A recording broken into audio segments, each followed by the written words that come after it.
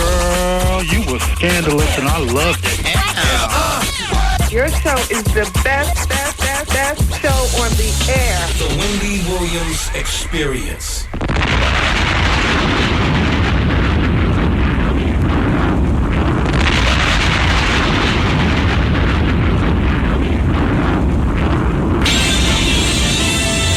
And now we're pleased to bring you our feature presentation.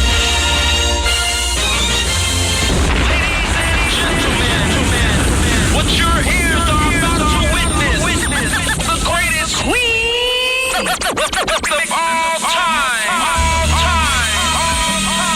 Okay, party people in the house. Turn it up, yo. Turn it up. This is it. Allow me to reintroduce this queen. Representing From west to east. Just better get it right. Y'all know the name. Wendy Williams. Been in this game for a while. I hate to brag. Ain't nobody it is phenomenal. Like the queen. Right here. who the world is this with so much drama. From yo block to yo block, heard of the number one female. Been doing this for years. Every barbershop, beauty salon. Who the world is this with so much Again and again. Wendy Williams. Bringing your name up. A lot of you haters scared to death. She at it again. Wendy Williams. She in it to win. Wendy Williams. She back and she staying. Wendy Williams. The ain't playing. I like to present you the winner of the Game Shoot of the Year award. Once again. Introducing the queen.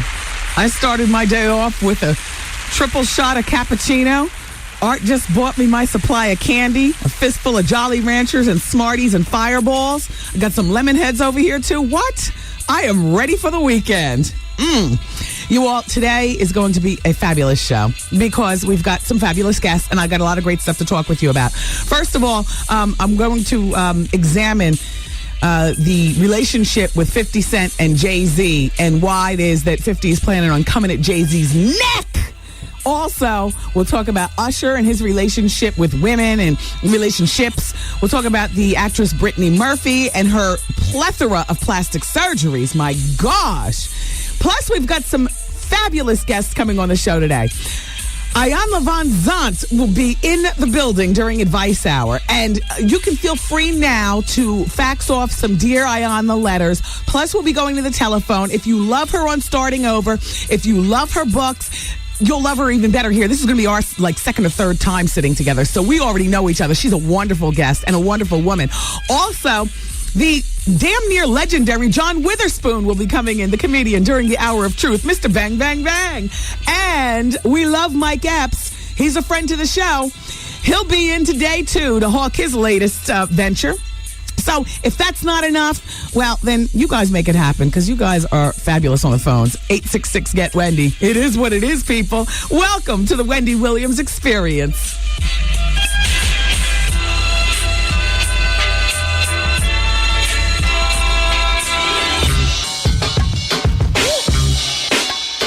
Sounds like a slower version of A. Marie.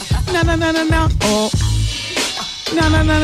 Oh. It's Tony Braxton, though, on BLS. I can tell you've been fighting.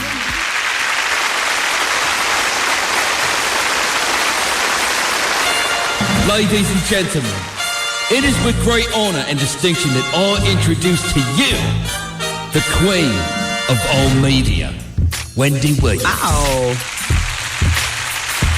I feel that little seasonal tickle in my throat.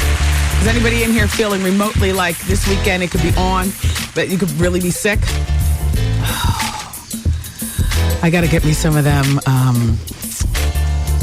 airbornes. Those are good, but you have to take them in the early stages of the cold. So welcome to the show. I can't wait for Iyanla during Advice Hour. And she's good. She's good. You know, I would say to you, if you have a question for Iyanla, keep it concentrated on relationships because she's been to the mountain and back and has got the age, wisdom, and experience to let you know. And so, you know, she'll be in during Advice Hour. I can't wait for that. Yeah, so, you know, I'm reading my In Touch magazine, and I see here that Chile has placed a telephone call to Aisha Bartwell, or excuse me, is that her last name? Yeah. Usher's chick, Bartwell? Ratwell? Something like that. Well, you know, it was a few weeks ago that I reported to you guys that Usher and Aisha are off, and that she was the one who called off the relationship. Remember, we were making jokes on the radio trying to figure out why. You know, it's not exactly like she's working the runways all over the world and we knew who she was. I mean, hell, Usher's her golden ticket. Nobody was paying attention to her before. That's like saying people were paying attention to Beth Ostrowski before she got with Howard Stern. Do you know what I mean? Not. Sometimes by hooking up with that person, you do get some more exposure in your particular career if you haven't drummed it up on your own. You know? So anyway, apparently, according to In Touch magazine, it says that in late September, Chile, who was with Usher for a couple of years, called Aisha Brightwell. That sounds like one of those late at night, after midnight, you've had it up to here, you're sufficiently hennied and chiefed up enough, and you're playing with a telephone, and there's nobody in your house to talk you down. You ever done that before? And she probably tried to call Usher and couldn't get in touch with Usher, did her research probably ahead of time and already had Aisha's telephone number, called Aisha up and ran it down to this girl, Aisha. They say in Touch magazine about Usher's philandering ways, giving him names, places, and plenty of juicy details of the times Usher had cheated on her, Aisha. So Aisha then called Usher with one of those, I just got off the phone with Chile. I will never speak with you again. Yeah, this relationship is not worth all this. Meantime, they say Chile is dating Eddie Murphy. Well, at least she knows the type of man she likes. You know, that old. Okay. Chile will be anybody's beer, huh? Chile, it's pretty hurting of you, as we used to say back in Ocean Township. It's pretty hurting of you to, not be over it yet. At least to be able to contain yourself where you're not calling the next woman. Pretty hurting. As a matter of fact, even though this story has gotten out, and I'm sure it was your people, Chile, that leaked the story to In Touch magazine, the only one that's looking bad in this, in my opinion, is you, Chile. You're a mother. And that relationship with Usher was supposed to have been over when Confessions came out.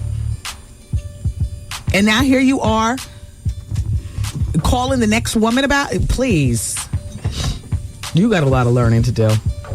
At the very least, in terms of controlling your emotions. And then when you got on that stupid show that you and T-Boz had, and talking about we both been wrong by the same, and then included something about Usher in the song. And then the group hopefully is not getting back together. And that chitlin child that you had on that won, I mean, just Chile, for God's sakes, man, grab a hold of yourself. You are looking crazy right now.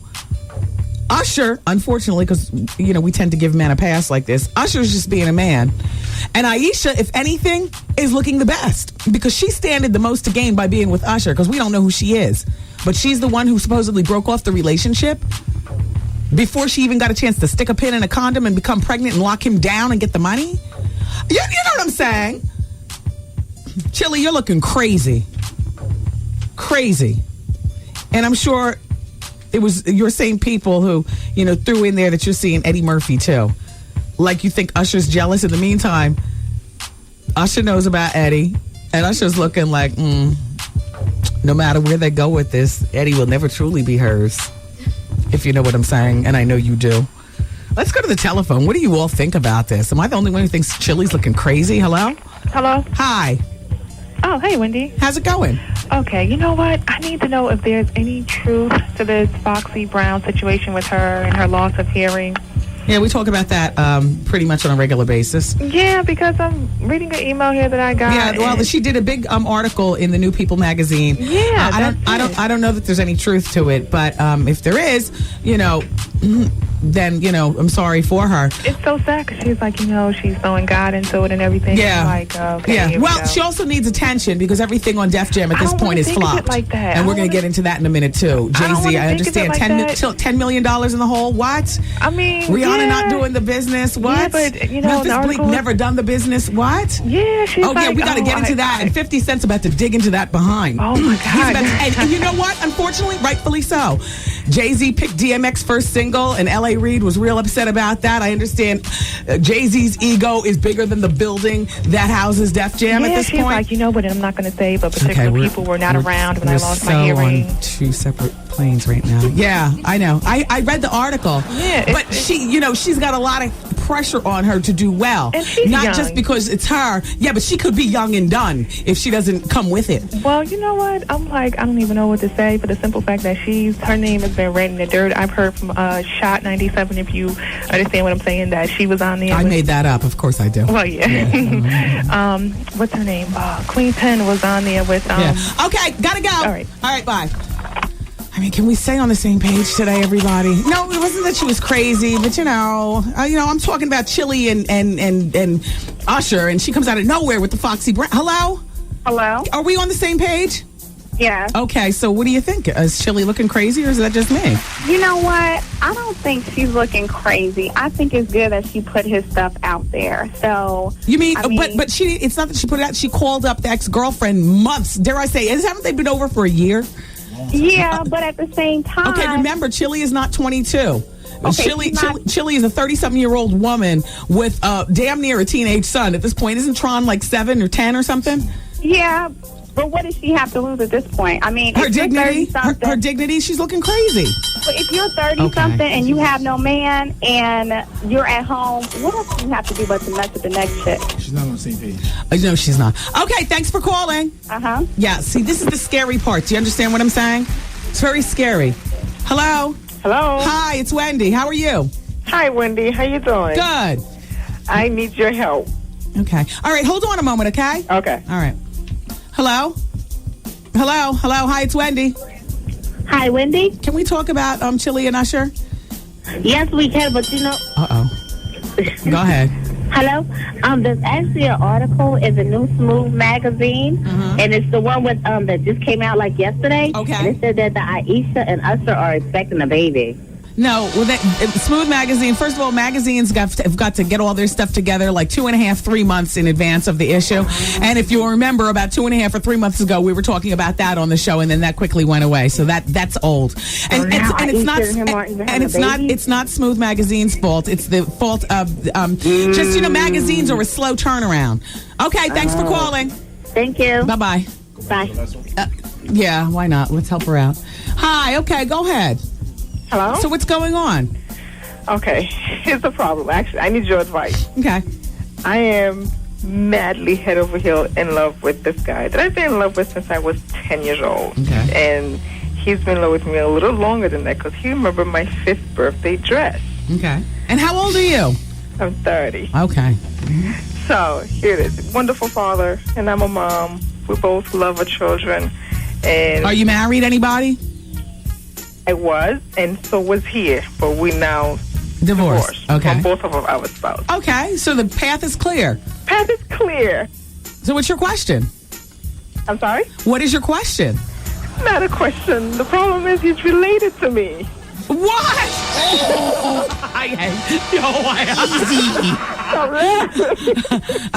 Okay. But how is he related to you? He's related. He is my cousin. Oh God, I hear that music. Okay. How far down the cousin line? Not far at all. First cousin? Nothing happened though. Nothing ever happened. It's just okay, and nothing can happen. You realize this, right? You want to say that to my heart or his heart? I know. I'm talking to your head. Can you please think about what your children will look like? Oh God, I don't want to think this. No. But he's like the most wonderful thing on earth. Your children will look like ghouls. I know, they have 3 heads. I know. Oh, God. Come on now. Come on. You couldn't possibly. You are 30 years old. Your voice sounds a little bit older, like you have an older soul and a bit of maturity about you. I would never guess that you were 30. No. But you can't let this happen, and neither can he. And you can't have sex, and you can't kiss. No. We haven't gone there at all. No, I know. We haven't kissed. We haven't done anything. Yeah. But we had a little too much to drink, and everybody expressed their feelings. Okay. Out loud. Okay, well, now that you're sober, you got to push those feelings back and never let them reveal themselves. So let me ask you something, because everybody has sloppiness in their family. Why is it that you've never known your first cousin? No, we've always known each other. We've been best friends for life. Okay, wait a minute. So you've known all along that he's your cousin, and the feelings got expressed during the drinking. How long ago was the drinking? The drinking was only 2 weeks. Okay, so this is not even a conversation. Nothing's going to happen. I feel dirty just hearing you say this. I think I need to go take a shower, and so do you. In ammonia. In ammonia? Yes. I wish you well, but it can't be with your cousin. I know. So. I just wanted to express it with someone. Yeah. All right, thank you. Take care. Bye-bye. And you guys, we're going to take a break, play some music, play some commercials. You know how we do. We're here. We're in rare form. Iyanla Vanzant. Next hour, it's going to be fun.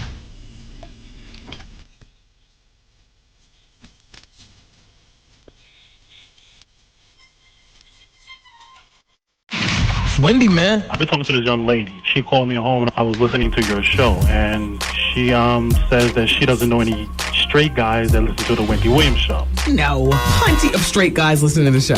All right, so yeah. Ow. So what should I tell her?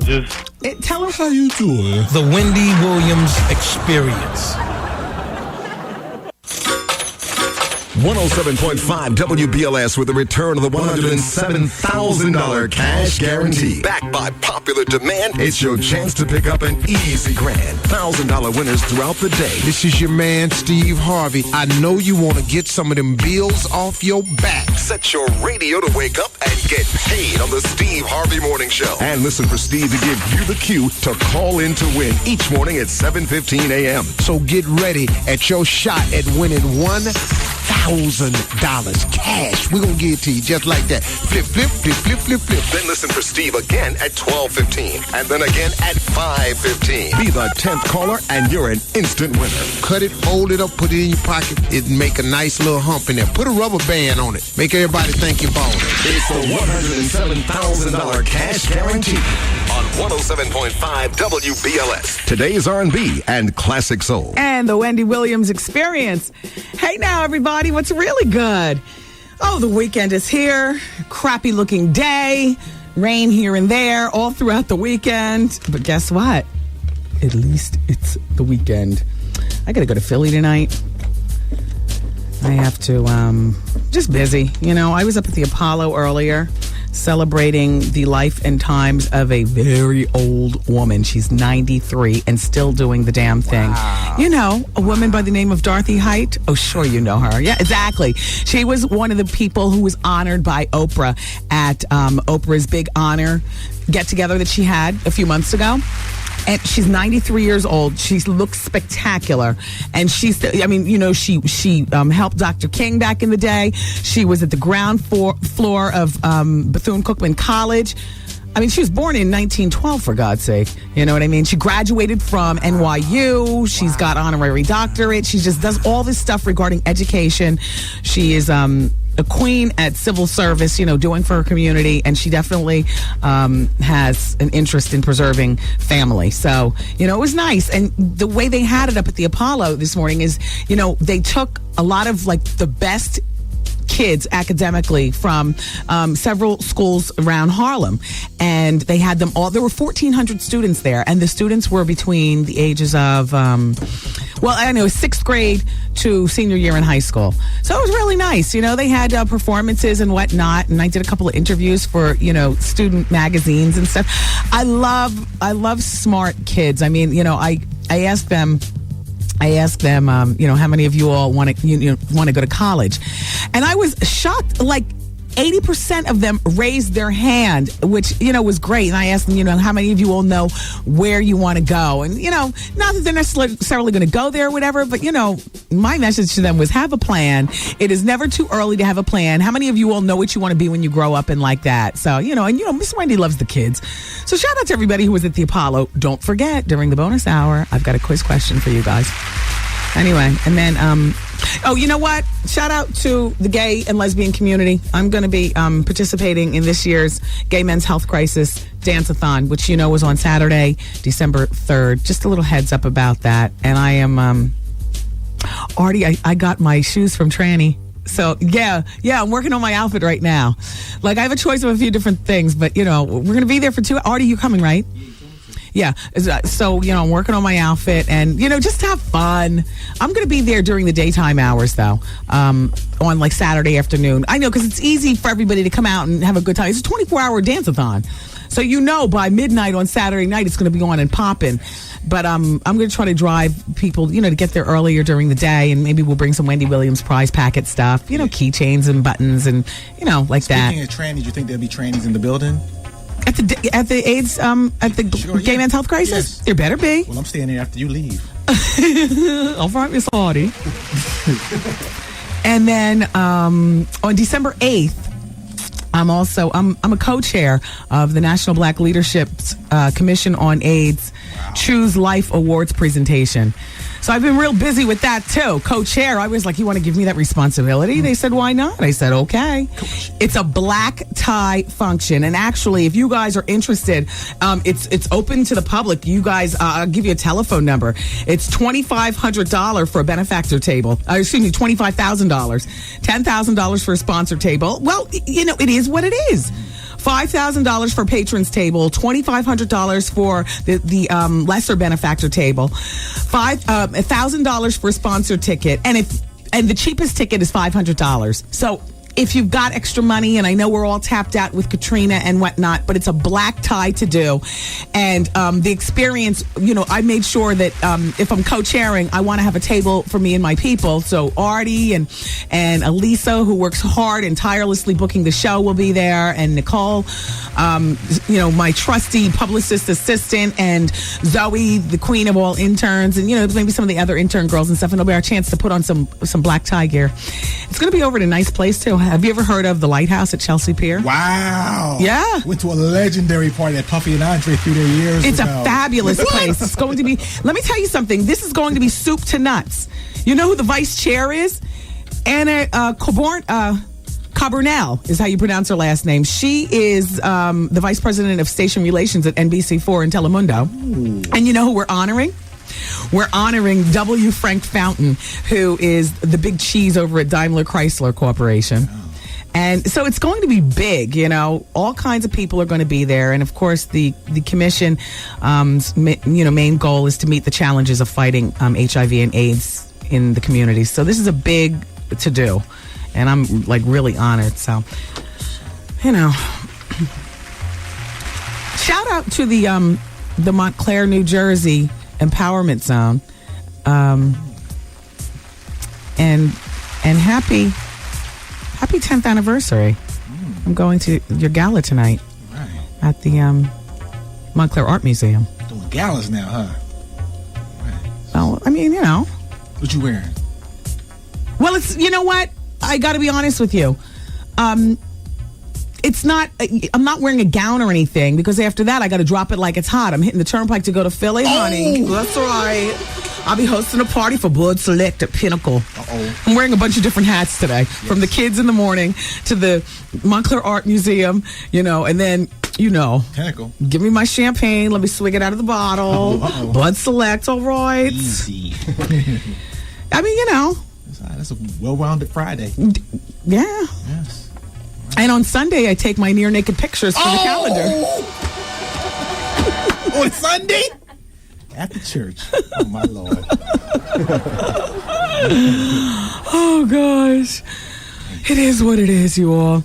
Hey, listen, I have something for you to win if you would love to go. I'll answer the phone right now. I will take caller number 10 to pick up passes in Newark, New Jersey. You can see Kevin Hart, Alex Thomas, and TK Kirkland Saturday, October 29th at the Wisdom African American Cultural Center. That's in downtown Newark. So let's go to the phone, Hollywood. And would you call in number 1 through 10? Hey, you're calling number 1. You're calling number 2 and 3 and 4. And 5 and 6. You're calling number 7. Hi, BLS. You're calling number 8. You're calling number 9. Hello. You're calling number 10. Congratulations. Hello. Hey. Hi, how are you doing? Very well, and you're doing even better. You got some passes to see these great comedians in Newark on October 29th, okay? Okay. What's your name? Leslie. And where are you calling from, Leslie? I'm from Manhattan right now. Fantastic. Okay, well, we're going to put you on hold and take all your information. Okay. All right, hold on. Give a shout to HRA, all right? There you go. All right. All right, hold on. Did I say Empowerment Zone? I got all my events all mixed up. It's the Montclair Economic Development Corporation. Happy 10th anniversary. I'll be there to celebrate with you guys tonight. All right, so look, we're going to continue with the break. We got some great music coming up. I've already selected an Al Green. Why did I wake up during the Gangsta Hour and got transfixed on Jamie Foxx in Ray again? It can't, the Gangsta Hour of TV is usually from 2 a.m. to 5:30 a.m., where you can find just about anything, usually on the higher numbers on your cable. Jamie Foxx with Ray was on like channel 325 or something, And I lost like 2 hours of sleep watching that. I woke up this morning swinging. I was angry, tired. Oh, this hour of the show, by the way, is sponsored by MasterCard. When you carry MasterCard, you carry clout. Vaughn Harper with The Quiet Storm is up at 7 o'clock. It's the Wendy Williams Experience. Until then, on 107.5 WBLS. Yo, did you catch this flashback? Artie, you tell Miss Wendy, you're not going to run me out of town. I'm staying right here in Philadelphia, and you need to respect that. It was an embarrassment to me. And just because you're a freak, you don't have to let the whole world know it. My church friends are even listening to it now. You need to get that crap together and do what you got to do. I can understand it's your job and all that, but you have to go into detail about all that freaky stuff. How you doing? End of message. This it right here. Miss a day, miss a whole lot. Coming through your speakers, boy. It's Wendy, man. So, you guys, a lot of you all are siding with Bill Cosby in terms of his wants for the future and the generations out here that, or the generation out here that a lot of people would say is a lost generation. By the way, I saw a health report this morning on the news that said right now we're bringing up a generation of kids that's not going to live as long as we as adults are going to live, because it's, to start with, they're overweight and they're not, gymming it. They're not getting the proper exercise. Everybody's so busy inside on computers and stuff like that. They're not going to live as long as we are. So, and I'm thinking about it like, I'm a mother myself. You mean my son's not going to be able to live to, 80? Yeah. So shout out to the parents. Watch your kids' health.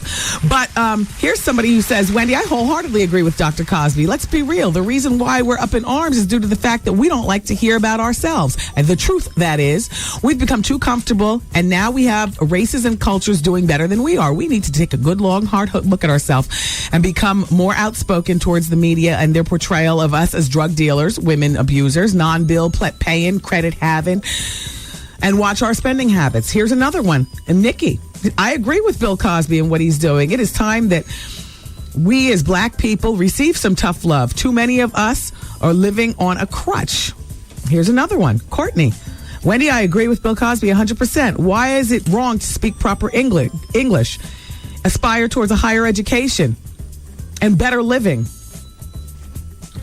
I'm a black single mother, and I don't allow my children's father to call me his baby's mama. You know what? It does start with simple stuff like that. Debbie says, Wendy, first I would like to say I enjoy your show, and I wanted to comment on the NBA dress code. My feeling on this is that this is another way for Stern, the commissioner, and others to keep a tight rope on the necks of black men. We talked about this yesterday and the day before. A larger part of me agrees with it than not. I can't say that I agree 100%, but the larger part of me agrees with it more than not. They do need to, I understand they're making the money. I understand that they can afford to buy the best of, the track suits or whatever it is that they're wearing, not have turned over sneakers, but have, fresh pair of Bapes right out the box or whatever, the finest jewelry. But to be taken seriously as a business person, there needs to be a time and place, and unfortunately, more of them don't. A lot of the NBA players don't understand that. Oh well, hell, you know how Michael Jordan looks when he goes out. Even to his games. Yeah, and you know how Allen Iverson looks when he goes out. Yeah. But when are they going to play basketball? They're not sitting in a boardroom meeting. I know. I understand. But you know what? The way they dress ties back into what Bill Cosby's saying. Don't you see that these things kind of tie in to each other?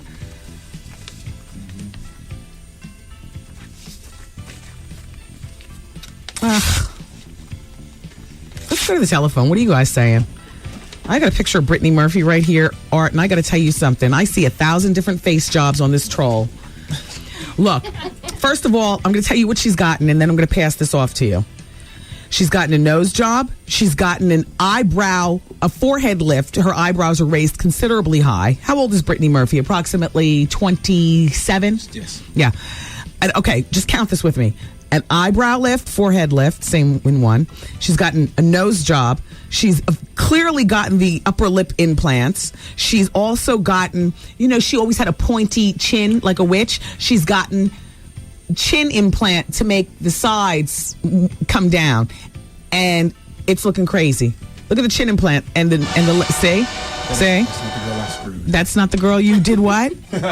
Oh, yes. Well, Artie does get around. He's not saying anything that he didn't share with me. And somebody in this room, and I'm not going to say who, did share with me that she's got, easy. quite the love affair with the, how do we say? Well, she's an offender. Can I say that? That's secret language within the experience. Oh, what? And her mother? What? Britney, I need you to stay up and finish, this movie, the CD. What do you need? What do you need? Okay, well, let me go get it. Then they disappear in the bathroom. Ooh. Now, you tell me. Bill Cosby needs to jump on that, right? Mom's right there with her, leaning over with the quill. Oh. Girls, do you see? Do you see all that surgery she's gotten? Hello, hi. Oh, I'm sorry. Oh, I didn't realize somebody was sitting there all along. Hello. I'm sorry. Hi, it's Wendy. Hi, Wendy. How are you today? I'm good, and you? Good. Which topic are we discussing right now? Anything that you want. Okay, first I want to say I totally agree with Bill Cosby as well. Mm-hmm. Like you said, we don't like when the mirror's pointed directly at us, but it's so obvious. Every child you see, well, I don't want to say every child, but the majority of the kids that I see, they look like they don't have any home training, and the parents are so quick to argue with anybody who criticizes their child instead of looking at their parents and skills. Yeah. It's crazy. Yeah. People don't even want to talk to their parents about their disrespectful kids because they'll know chances are they'll get into altercations with the ghetto parents. The parents will beat your ass. Exactly. Yeah. It's something that they know the kids did wrong. Yeah. Mm-hmm. Another thing I want to talk about is, Wendy, it's hard for me to have your back when you contradict what you think. What did I say? R. Kelly. I sat there hypnotized, listening to you cry after you watched that video, promising you would never support R. Kelly. R. Kelly is a dog. Alas, he seduced me with his beautiful music. Wendy? At least I can admit it. I'm not two-stepping around it. I am human. He's a dog. I believe in my heart of hearts, R. Kelly is guilty. I know what I saw. Yes. And not only is he guilty of that, but how you doing? Exactly. There's a plethora of problems going on in the R. Kelly camp. And the beat down that he gave his wife that she went out. Come on now. R. Kelly's got some serious problems. Was it a real beat down or was it just some pushing and shoving? I mean, not that it makes it doesn't okay. make a difference. I agree. The man has got a problem, but you want to know what? And believe me, I have a war in my head. Mm-hmm. He makes beautiful music. He does. You toe tap and step. I do. Okay. He's a dog, Wendy. And Eric Benet. You had Eric Benet up there. Damn him. Eric Benet is. I like him. He slayed me. He slayed me with his personality. Jesus. I mean, at least I can be honest to say it. So even though I might wave back and forth, at least I can give you an explanation as to why. You're right. But Wendy, I'm so upset I can't think of more. Every time I listen to you every day, there's so much I want to tell you. Now I have you on the phone and I can't think of everything. That's okay. We're here every day. Okay. All right. Thanks for being here. Bye-bye. Hollywood, how many minutes do we have left on this break? 30 seconds. Okay, everybody, this is the deal. Advice Hour is coming up next hour. We are blessed to have Iyanla Vanzant in here with us. She helped me with a problem that I had breaking up with a girlfriend years ago. She is that woman. If you have a question for Iyanla Vanzant, it's all about her answering your advice next hour. Wendy, man. You can go on the stand, Steve, but the point is keep your mouth shut. Anybody from the streets knows that. Never talk. Everybody Everybody needs some. Should I leave? Like, is that selfish to my son? Come get some. Let me tell you, Wendy, it's really a trouble with a dude. Advice out. I'm having a problem with my fiance and his family. I was in a relationship with this girl for like 18 months. She told me the relationship meant nothing. Always drama. Call Wendy right now. 1-866-GET-WENDY. Fax Wendy at 866-WENDY-FAX. Wendy, can you give me advice on plastic surgery?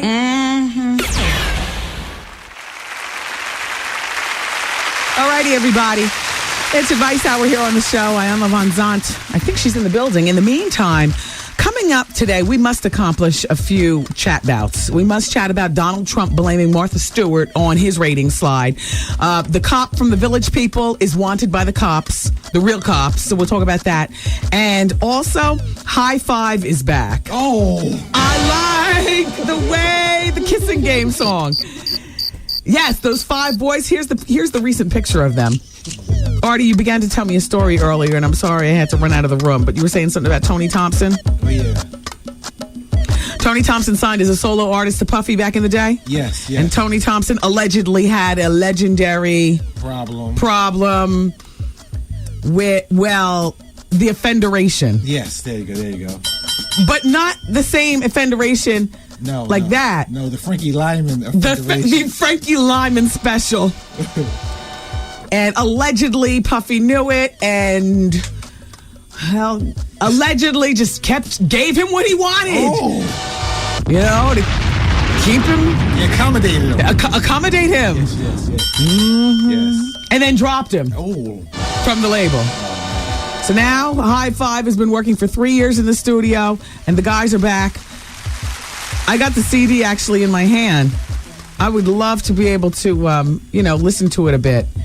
And by the way, the CD is called The Return, and it's slated to be released October 25th. We need to have them on in here. Yes. Haley, can you take... There's Elisa, High Five is available for bookings. We got to get him in here. And when we get him in here, we're going to ask Tony to push up his arms. I want to see if there are any marks. Oh, easy. Push up your sleeves. Yes. Let me see what's going on. Oh, come on in. Miss Vanzant, I'm sorry. How are you?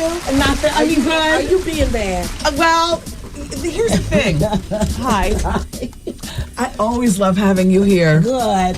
Is she being bad again? Well, I just want to conduct an investigation. You know. What kind of investigation now, Wendy? I'm going to look to see if there are any track marks. Is that terrible? Yes.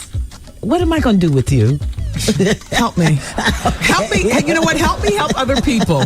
866-GET-WENDY. First of all, Miss Vanzant, are you touring the country? Like, it's a pleasure having you here. Why are you here? I'm here for the Essence Conference, Women Who Shaped the World. Which is going on in New York right now. Right now at the Pierre Hotel. My dermatologist, Dr. Janine, is over there all day today. Really? Okay. Yeah. So it's going on right now. And you're speaking? I'm speaking. I'm doing a closing address. Yeah. And then I'm going to dinner, and then I'm going back home. Yeah. And where is home for you? L.A.? No, Annapolis, Maryland. Annapolis, Maryland? You know, I'm from Brooklyn.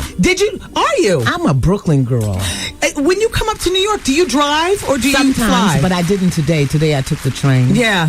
With a seller that moves so fast it makes a tree look like pudding. Okay, one of those bullet trains. Yes, oh my God. Now, when you're on the train, do you sit and people come up to you constantly ask for advice? Yeah, well, not advice, but tell me stories and ask me things and look at me and, Yeah. But a lot of folks ride the Acela. I was on the Acela with Geraldo. Oh. So the Acela's cool because, the train thing is getting a little tired. Yeah, well. I mean, the plane. The planes. Yeah. Now, one thing about you before we get to the telephone, everybody, I'm going to the phone and make sure your radios are down and make sure your question is ready for Iyanla Vanzant. You are involved with the prison ministry and you have been for years. Yeah. Right now, you have about 3,500 members. Well, we've got about 5,000. Do you now? Yeah. That's an old bio. Yeah. And well, you know what? I know since the beginning of time, practically, you've been involved with the prison ministry. Right. And there are a lot of people, women caught in the grip. Their baby's father or their man is in jail. Yeah. And just go ahead and say, just be nice. More than not, I'm like, bail. I mean, here's what I told one girl yesterday, though. I said, for as long as a man has done time is as long as you need to give him to get himself together. Like if he's done 3 years, then he needs to be out in the free world for 3 years. Yeah. Before you can assess whether he's going to be living up to his manhood and be worthy of you.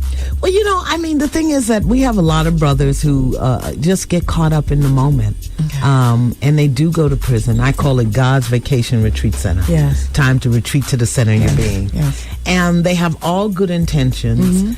But when they come out, this is not a very welcoming place. No. It really isn't. Right. Somebody who gets caught up in whatever and does some time, unless their name is Martha or they got some money or Donald is their best friend, they're not going to come out and get a TV show. They'd be lucky if they can mop floors. So we need to be clear about that. Right. And so I say women who are connected to men who have done time or are doing time, that both of them together need a clear vision. Need a vision. Right. But it's easier to have that vision. Like when I said that 3 years in, then 3 years out. But 5 years in, 5 years out, 7 years in, 7 years out. I'm talking about women who you didn't know this man before he went in prison. There is no history. You don't know any. You just met a guy. He's been out. He's done time for 3 years. You meet him. He's been in the free world for a year.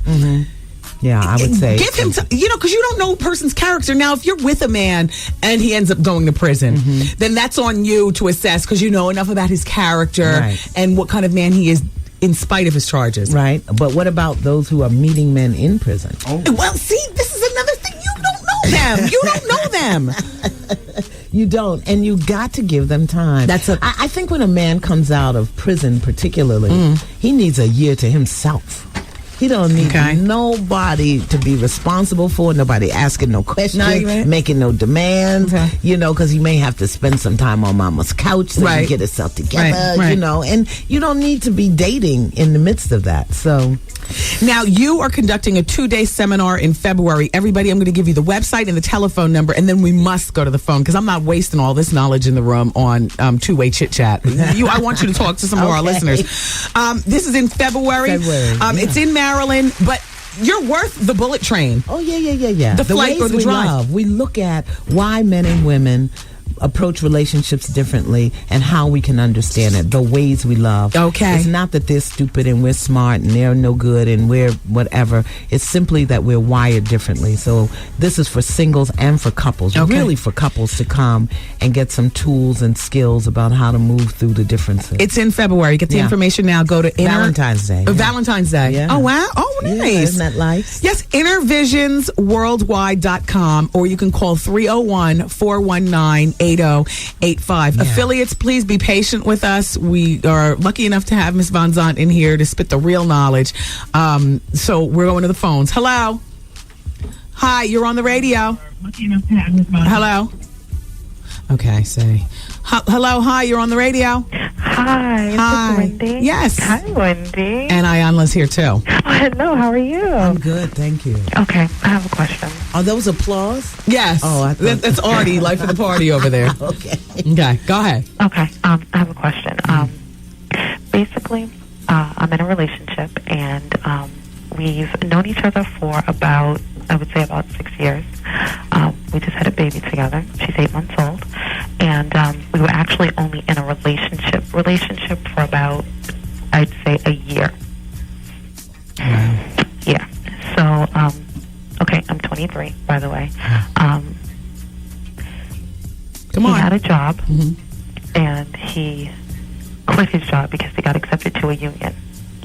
The union hasn't called him since they accepted him, and basically I'm working 2 jobs trying to support me, him, the baby, the home, all that good stuff. And basically I just want to know, he's trying, he has a record, so I understand that it's not that easy. Should I kick him out? How long, what did he go to jail for? Fraud. And how long was he there? About 2.5 years. And how old is he? 26. God, take it, Iyanla. Take it. So let me ask you a question. What are you asking me? I'm asking, should she stay or should she go? Because she already knows the answer to that. Okay, so pack your bags. What are you really asking? Oh, okay. Me? What are you really asking me? I love him to death. I mean, I absolutely love him to death, and toxic. I'm not exactly sure. This is toxic. What do you see, Wendy? Why do you do that? Yeah. What are you saying? I'm just saying to me. It sounds toxic. First of all, what concerns me is that you would be in a relationship with a man for 6 years, have his child, and then call a radio station to ask if you should stay with him. And not You only that, but she asked, said and it's then- only been a real relationship for about a year. So what were you doing before? You Jumping understand? off? So Yeah, basically, yeah. Oh, wow. How you get him is how you keep him. Look how she got him. But what I want you... No, but listen, see... No.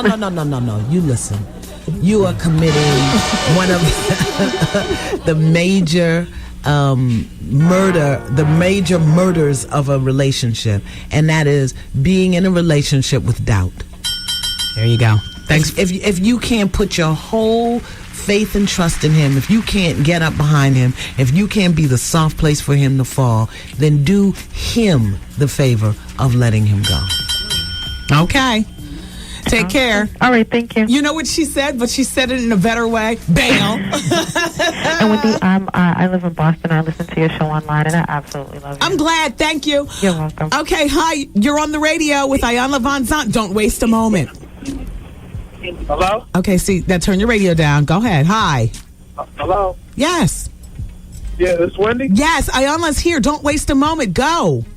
Wendy, I'm trying to get some advice on a relationship I'm in. Okay, Miss Vanzant is here to help you. What's the bottom line? Give me the Reader's Digest version. All right, I've been with this girl maybe about nine years. Wow. I'm 27 years old. We got 2 kids. And she don't show no affection, no love. You got 2 kids. After 9 years? Why? You got 2 children. What was y'all doing across the room? They're 6 years apart, though. Oh, so is that you? And my question is, now she don't do it. You know, we don't do what we should be doing. You know, to keep me at home. And I'm just trying to see if I should stay. She's going nowhere with her life and her job, but I'm trying to move up and move out. What is your spiritual center? What do you two do to strengthen each other spiritually? Okay. You understand? Because it sounds to me like y'all are alone in this relationship without adult supervision. They got together when they were children. You understand? But 9 years, 2 children, and you're questioning why you're together. I don't understand. He's never married her. Not that everybody believes in marriage. Yeah, why haven't you two gotten married? We got too many problems. Money problems. You know? Then why do you continue to have children? I mean, I know the last one you had 3 years ago, but why weren't you better with the birth control? I tried. I've been trying, and it doesn't. How do you try to use birth control? What are you saying? How do you try to use birth control? Oh no! I thought you meant what about our relationship? Why do you? Okay, what is your spiritual? What happened? He hung up. He got upset. Oh, he did? Yeah. Why? I don't know. Well, if you're still listening, I would say to you, 9 years, 2 children, you need to be grounded in something greater than yourself. So get yourself to some type of spiritual, I don't want to say religious, but if you don't belong to a church. Do they do this as a couple or does he do it as an individual? Absolutely. So stay with her and work on your unit. Well, I'd say treat the unit like a unit because it sounds like they're working as 2 separate forces, but they can't do it because 9 years they're ingrained in it already. See, I don't understand how people, what is the process? Come together, have babies, then ask if we should be together. Go ahead. I'm not understanding. Keep it going. That. Keep it going. What did you say on that sign? That's not 30 seconds. No. That is not. Affiliates, I asked you to be patient. I don't understand. I don't understand that. And the other thing is we're too willing to bail on a relationship today. We really are. I say when children are involved, absent violence or substance abuse or sexual molestation, you owe it to the children. What about cheating? What is cheating? How much? What is that? It's some physical mess that goes on between 2 other people when you have the emotional at home. Is that what you're saying? Yeah, I'm saying like the young lady that called and said 6 years, 1 baby. Should I stay? To me, that's cheating. Just to ask that question when you got a man who's the father of your child, y'all are in a 6-year relationship, and you're wondering if you should be there. You don't have to go sleep with somebody to cheat. No. If your heart isn't present, you're cheating. Oh. If your heart isn't present, there's a form of emotional cheating.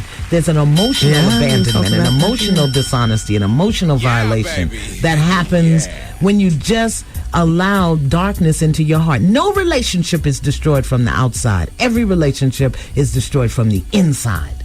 There's nothing outside that can come in if the relationship is working. If the people are fully present, if there's honesty, if there's trust, if there's commitment. Isn't part of breaking honesty and trust cheating? Well, yeah, but you know what? That is still coming from the inside out. Somebody in the relationship went out. Right. It's not that somebody from the outside came in. Right. In other words, you never blame the other woman. No. Blame your man. You never blame your woman for cheating. Or the other man, you blame the person in the relationship. That's right. No relationship is ever destroyed from the outside in. All right, let me just address one fax right here. And then everybody, different fax number today. Our fax is still on the fritz. And I apologize. Anything that you've sent me, I haven't gotten it. So sorry. It is what it is. 212-447-5113. 447-5113 in New York City. A couple have slipped through on the old fax machine. I don't know how. This young lady lives in Philly, and she says, Wendy, I'm so unhappy with my life. I'm 23 years old. I'm obese. I hate my job. I hate my job. And my so-called friends do not appreciate me. I'm always depressed. I hate the way I look, and I'm always in the house in my room.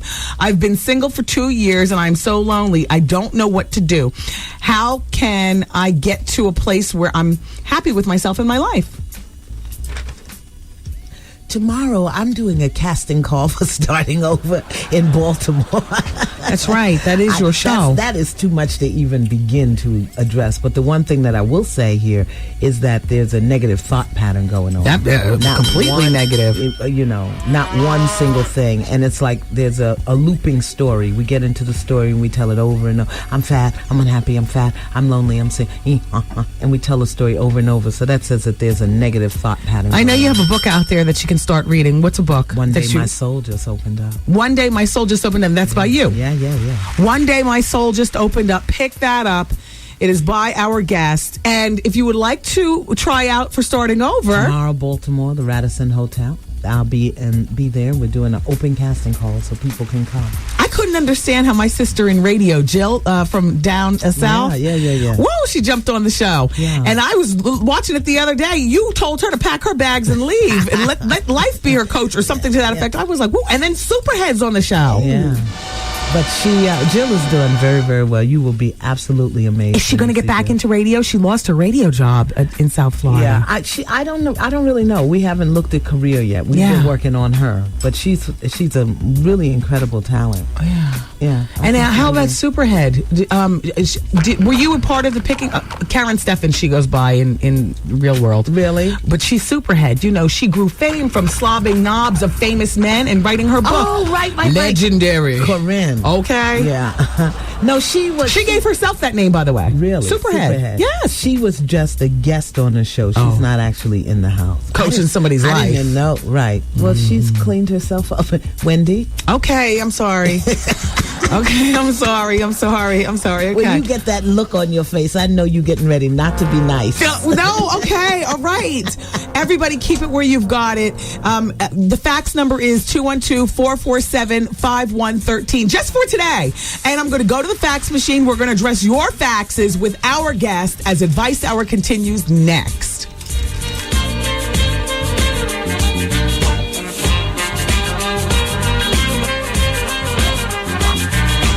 Wendy, man. Presently, my husband just got discharged from the military. But now he's home, and I just want to tell him to get the out. The Wendy Williams Experience. This is Larry King. 107.5 WBLS with a return of the $107,000 cash guarantee. Backed by popular demand, it's your chance to pick up an easy grand. $1,000 winners throughout the day. This is your man, Steve Harvey. I know you want to get some of them bills off your back. Set your radio to wake up and get paid on the Steve Harvey Morning Show. And listen for Steve to give you the cue to call in to win each morning at 7:15 a.m. So get ready at your shot at winning $1,000 cash. We're going to give it to you just like that. Flip, flip, flip, flip, flip, flip. Then listen for Steve again at 12:15 and then again at 5:15. Be the 10th caller and you're an instant winner. Cut it, fold it up, put it in your pocket. It make a nice little hump in there. Put a rubber band on it. Make everybody think you're balling. It's the $107,000 cash guarantee on 107.5 WBLS. Today's R&B and classic soul. It's going to be a chilly, wet weekend. I think I'm going to make some homemade chicken noodle soup.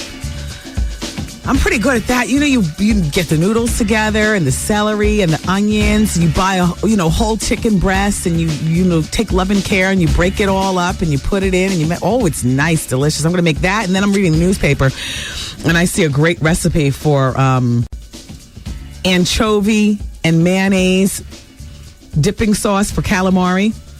I'm going to try. Nobody in my house likes anchovies, but I do. I think I'm going to make some fresh calamari, though, too. I've never made it at home. You know, you buy the calamari rings. I like the squid to be a part of it, too, with all the tentacles. I'm the only one who likes that. I like the way the head pops in my mouth. I love that. Oh. Woo! It's the Wendy Williams Experience till 7 o'clock. You know what? What's next Wednesday's date? I saw Steve Harvey earlier today. You know what I like about Steve? I'm no longer plotting and planning against the man on my own.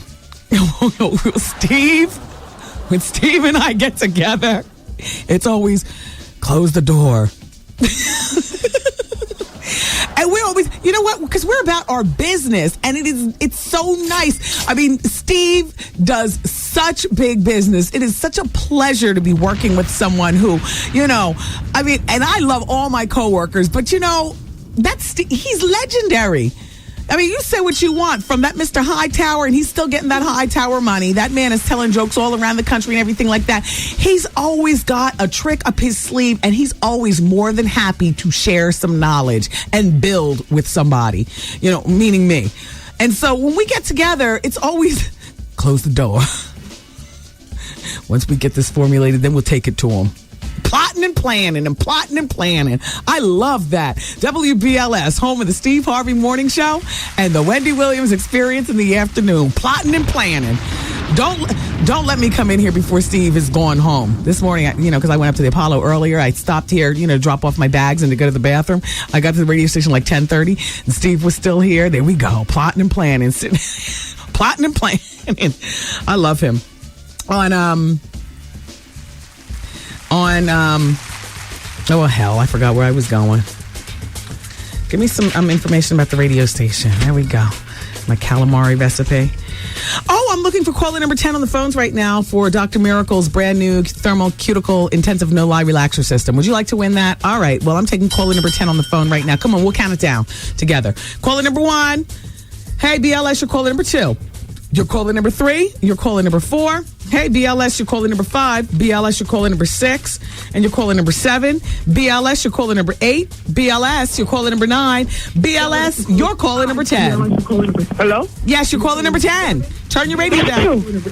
Yeah, what you hear in the background is the delayed sound. Congratulations, you're going to get this Dr. Miracles, actually a $100 gift pack, courtesy of Dr. Miracles, and they're the people who have that brand new Thermocuticle Intensive No-Lie Relaxer System, okay? Yes, ma'am. It'll leave your hair bouncing and behaving. All right. All right, what's your name? My name is Janet Raymond. Where are you calling from, Janet? Brick City. Love to have you here, and shout out to everybody in Newark. All right, Janet, we're going to put you on the hold and take all your information behind the scenes. Thank you. In the meantime, it's still advice hour. If I go to the telephone right now, remember, we already have a winner for the contest. So if Iyanla is in the other room. So this is just me and you talking right now. Let's go to the phone. By the way, I have the results from yesterday's People Poll question. Are you on the phone? Yes, I am. Yeah, yesterday's People Poll question was, do you self-pleasure? And 80% of you all said yes. 20% of y'all don't know what you're missing. and please don't look at me like we don't need to. We get it like that. Pleasure. I got a man, Wendy. Oh, there you are. Yeah, but you want to know what? Don't you have your own private thoughts? I do. Well, they do. But I'm actually talking about the physical self-pleasure, just not mental self-pleasure. You don't physically self-pleasure? No. Oh, okay. I got a man. He does it good. So and? Is Iyanla still there or she's gone? No, she's still here, but she's not in the room right now. Why? You don't want to talk to me? I do want to talk to you, but I had a good question for her, too. Well, you want to hang? But I like listening to your show, Wendy. Thank you a lot. Oh, you're welcome. Bye-bye. Bye. And today's question is, were you conceived after marriage? Excuse me, were your children conceived after marriage? And that's yes or no, and you can go to thewendywilliamsexperience.com. Hi, it's Wendy. Hello. Do you have anything for me that I can handle before we bring Miss Vanzant back in a few moments? Wendy. Yes. How are you? I'm so sorry. I just wanted to say that I love your show. Well, thank you. I don't need advice, and I love how Miss Vanzant. I was pleasure to spend a week with her in a retreat in Pennsylvania a couple of years ago, and she's just a blessing to me. I know you learned a lot. I love your show, Wendy. Please just keep the heat. Thank and you. Let her lay some hands on you while she up there. Does she do that? Oh no, but when I was there, we were meditating, and we did like a lot of meditating, and it was a very different experience. Yeah. Do you still practice what you learned there? No, I never practiced it. I just found it at first a little strange, but I mean, I sat there with her for a week, and I was really blessed. She's very knowledgeable, and I just love your show, Wendy. Just keep doing the thing. Thank you. Okay. Have a good day. Well, no, I'm on the air, so I want to know about that. The person who it was a blind item before. About the man, the transvestite. Did you ever reveal who that was? No, and we're still in and out of touch with Nicole. That's the transvestite. Okay, great. All right. Thank you. Thanks for Have a calling. nice day. Bye-bye. You too. Hello. Hi. BLS. You're on the radio. Hi, Wendy. Hey.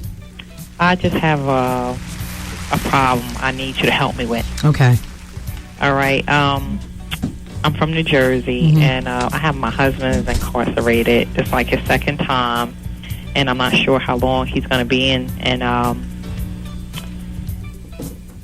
I just need to know, if I should, continue to hold on, waiting for him. How long have you guys been together? We've been together altogether, like 16 years.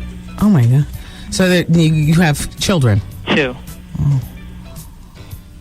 2 kids. And did you ever want to get married? Yeah, I did want to get married, and I thought things would be a little different. And it's like he falsified his life. Well, he did what? Falsified? Falsified his life. It's like, he put on the story like everything was all good, and then maybe a year and a half. Why is he in jail? Selling the pharmaceutical thing. Yeah. So you really never got out of this relationship what you really want. Probably the biggest thing that you got out of it, which is a blessing, are your 2 children. Right. And how old are you? 38. How old? 38. Between me and you, I'd go on with my life. Right, because I do have a long time. I would not only would I go on with my life, I would commit to when he gets out. You might fall in love. Well, don't stop your life. Miss Vanzant might feel differently, but I'm sorry. That right there. He never married you. He falsified stuff. And would you want to be married to a false person anyway? Be about your business. You're 38 years old. You still got it. Right. Well, what do you think about, I don't want to tell him any bad news while he's in there, because he's under enough stress and pressure now. Yeah. Well, go on and live your life. He doesn't have to, you'll break it to him before he gets out eventually, but... Well, and also, I have a long-time friend. Right now, I'm feeling him. And then, I don't want to, give him the false impression it's going to be about us, and then I might change my mind. You can't. You got to tread water very, very delicately with that situation. Okay. Thanks, Wendy. I wish you well. Thank you. Bye-bye. Bye-bye. All right, everybody. We're here till 7 o'clock. It's the Wendy Williams Experience. Don't forget, John Witherspoon's coming up at the top of the hour, and then we've got Mike Epps coming in after that. And as a special surprise, because everybody else is not getting this during the bonus hour, because we couldn't fit all of our guests in, Jimmie J.J. Walker. Kid Dynamite! Coming in during the bonus hour, 107.5 WVLS. Wow. We got together so quickly. Iyanla Vanzant is here in the hall. Oh, yeah, bring her in. And I'm going to be taking some of your telephone calls, too. It's still Advice Hour. All right, we'll get into the next question. I feel like time flies by so fast during Advice Hour. Okay, everybody. In February... The ways we love. It's the same thing. All right, will you tell them? I can't. Right. Yeah. In February, you got to come down to Maryland and see me for The Ways We Love. It's a 2-day workshop for singles and couples. We'll be looking at the way men and women love and what it is that we need to get love, to feel love, and to grow in our love. Then the first week of every month, I teach a class in Maryland, The Fundamentals of Good Living. Now, come on. You were back and forth. You were really moguling. I know. Across. That's why, don't you see I got a wrinkle right there? No, that's good black. And you know it is. You know the black don't crack, right? Well, sometimes. Black don't crack. This black don't crack, okay? And then if you want to do training, a lot of people are saying they want to be trained. Right. I train people to be spiritual life coaches. Yeah. So come to intervisionsworldwide.com. That's our website. Or call us at 301-419-8085. Now, starting over, that's been a very good look for you. You're getting nice money off that. And this is what, the third season? It's my second season. Your second season? Yeah. Will you be back for a third season? Absolutely not. Oh. Well, this is an exclusive. I'm sorry. I probably shouldn't say that.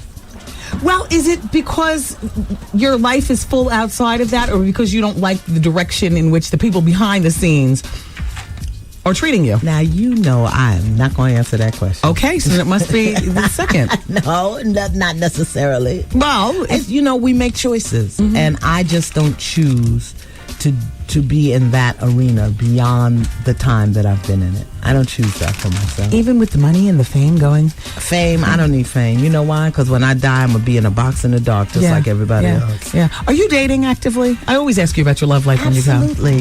Hey, listen. Do you have? Are you in love right now, or are you dating a series of guys? Because I always tell girls, why do you think you have to choose? I've never been a serial dater. Never. I'm a one man woman. Is that right? Yeah. Yeah. And now, are you in love? I would think so, yeah. How long have you been seeing him? On and off? Yes. Oh, forever. Did you know him while you were married? Yeah, I knew him before I was married. Yeah, I knew him before I was married. And it's been since then that you've looked into each other's eyes and actually said, Well, it's always been there, but it's just, what do you do with it? Yeah. And I would never have violated my marriage. Right. I would have never done that. Yeah. But I'm very fortunate to find men who come into my life who really honor who I am, because it's hard. Yes, it's hard for a man to be in a relationship with a public woman, with a powerful woman. What does he do? I'm not telling you. It's okay. Would you ever get married again? I don't think so. Okay. I don't think I would ever get married. Right. I only have one husband. Yeah. And we're not together. Right. I don't care who I'm with, what I do. And your relationship with him, husband. I think when last we talked, you were telling me your relationship with him is pretty damn good. Well, at this point. At this point. Yeah, because you've moved on. Yeah. He's moved on too. Oh, nice. Do you like her? I'm not going to answer that. That means no, y'all. I'm probably the only one who cannot answer questions on the Wendy Williams show. Everybody goes through it. And as you can see, Miss Vanzant is no different than a lot of other people. I don't understand that. I pee and poop. I belch. My breath stinks in the morning. I have crust in my eyes. But you know what? I'm a human being. Because I have a connection to my creator, and this is the work I do. Yes. If I were a brain surgeon, would you expect me never to get a headache? Exactly. If I were a dentist, would you expect me never to have a cavity? Exactly. Okay. I have a question about how to support a friend. She's dating this guy who's terrible to her, and for some reason she can't seem to see it. He's very possessive and controlling. Every time she tries to end the relationship, he gets violent and starts threatening her and saying, I'm going to take back all the stuff I gave you, and tells her stuff like, it ain't over till I say it's over. But I recently found out that he is back in her house. Do I continue to support her decision to be with this man that is blocking her blessings? How do I tell her she needs to leave him alone? Well, you can't. It's her lesson, and I don't care what you say, how you say it. She's not going to hear it. What I would offer you is let her know that you can't watch it. It dishonors you to watch what she's going through. You will always be there for her. If she needs you, call you. But other than that, just back up. Because if you back up and you're not there to tell her, maybe she'll see it for herself. I'm glad that you answered that, because I think you helped out a lot of people regarding that. Because normally my answer is stay out of grown people's business. No. Just let people know what I'm seeing here doesn't honor you. Yes. And I can't participate in it, and I can't be quiet and act like I don't see it. Yes. So what I'm going to do is back up. I'm here if you ever need me. I like that. You can't tell people who to be with. And, you can't. Yeah. And they'll end up resenting you for that. Yeah, that's right. Yeah. All right, the phone lines are open. 866-GET-WENDY. Let's go to the phones, because we have Iyanla Vanzant with us. Hello. Hey, what's up? Hi. Go ahead and ask your question. I wanted the doctor to speak on the Cosby situation, because personally, I endorse what the brother's saying, and I think he's saying what everyone knows, but I think it's real easy to try to be in denial for speaking his mind. instead of, just heeding basically the truth that he's saying. Okay, thank you for calling. And we'd like to speak with you about that. As a matter of fact, Bill Cosby's on a 15-city tour, and he's been speaking in high schools to young people regarding them taking it for granted, all the things, all the freedoms that we have now as black people. The civil rights movement happened, so that they can do what they can do now, but the baggy clothes and the broken language and the disrespecting of the elders. And then you go to talk to the parents, and the parents are no better than the kids. Right. What are your thoughts? I think that, from the time when he first made the comment, there were things there that were very valid. I guess, for me, he's an elder, so publicly I would never dishonor, disrespect an elder. Right. But I will say this. In order to teach someone, you have to present the information in a certain way. Okay. And I think people had issue with the way he presented it, criticizing poor people, making fun of people's names. The points may be well taken, but you've got to be able to swallow them in order to get them. Gotcha. Okay. Iyanla, you're such an inspiration. Your books have helped me so much. I do have an issue. I've been with my child's father for almost 10 years. We broke up in February due to his drinking problem, as well as a host of other issues. Iyanla, he wants us to work things out and get back together. He said he's changed and he's working and getting himself together. I want to believe that. I'm 29 years old. I feel like I should be in a different place in my life. They've been together for 10 years. Quickly, because we only have about a minute. Not an alcoholic. They've got to get clean. He'd be a dry drunk. He needs to do his 12 steps, and you don't even look at him until he's on step number 5 or 6, really. And sober for how long? But however long it takes him to get to those steps. Okay, there you go. All right, everybody, go to that website and learn more about the Ways We Love seminar happening in February with Miss Vanzant. Go to www.innervisionsworldwide.com. Here's the telephone number in Maryland if you'd love to go to that, 301-419-8085. Always a pleasure. Thank you, Wendy. Thank Take you. care and behave yourself. Wendy, man. Me and my wife have been married for 15 years. They threatened to leave. What did you do? Had a problem with drugs. You got the drug voice. Yeah. Hey, man. Just asking, what's your drug of choice? You name it. Coke? Yeah. Weed? Yeah. Crack? Yeah. Heroin? Yeah. E-pills? Yeah. Whippets? Alcohol. Gorilla? Yeah. PCP? Yeah. The Wendy Williams.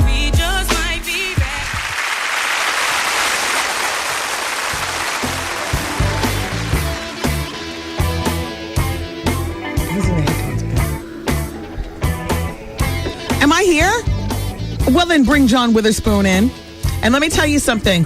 After John talks, hi, sir, you always look so youthful and handsome. Mwah, Mr. Bang, Bang, Bang.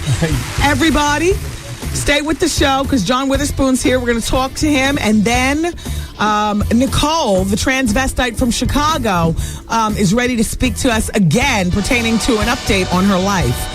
So we will be speaking with Nicole, the transvestite from Chicago. That should be interesting. Yeah. Now, do you want to sit? You want to stand? No, What are you I can doing? sit down. I'm going to sit with you, baby. You're a nervous wreck. No, I'm not. Still looking fit as a fiddle. Oh, yeah. How do you start your day? With some oatmeal and banana or something like that? No, I actually eat 3 egg whites. Yeah. That's what they got me on. I lost about 15 pounds. You look terrific. Yeah, thank you. Do you eat meat? Yeah. But I'm going to stop, though. Yeah. Do you eat pork? I heard some. No, not much pork. Yeah. I might get one slice of bacon every month. What about beef? Yeah, but steaks. I got to stop that because it stays in your body a long time, I heard. Yeah.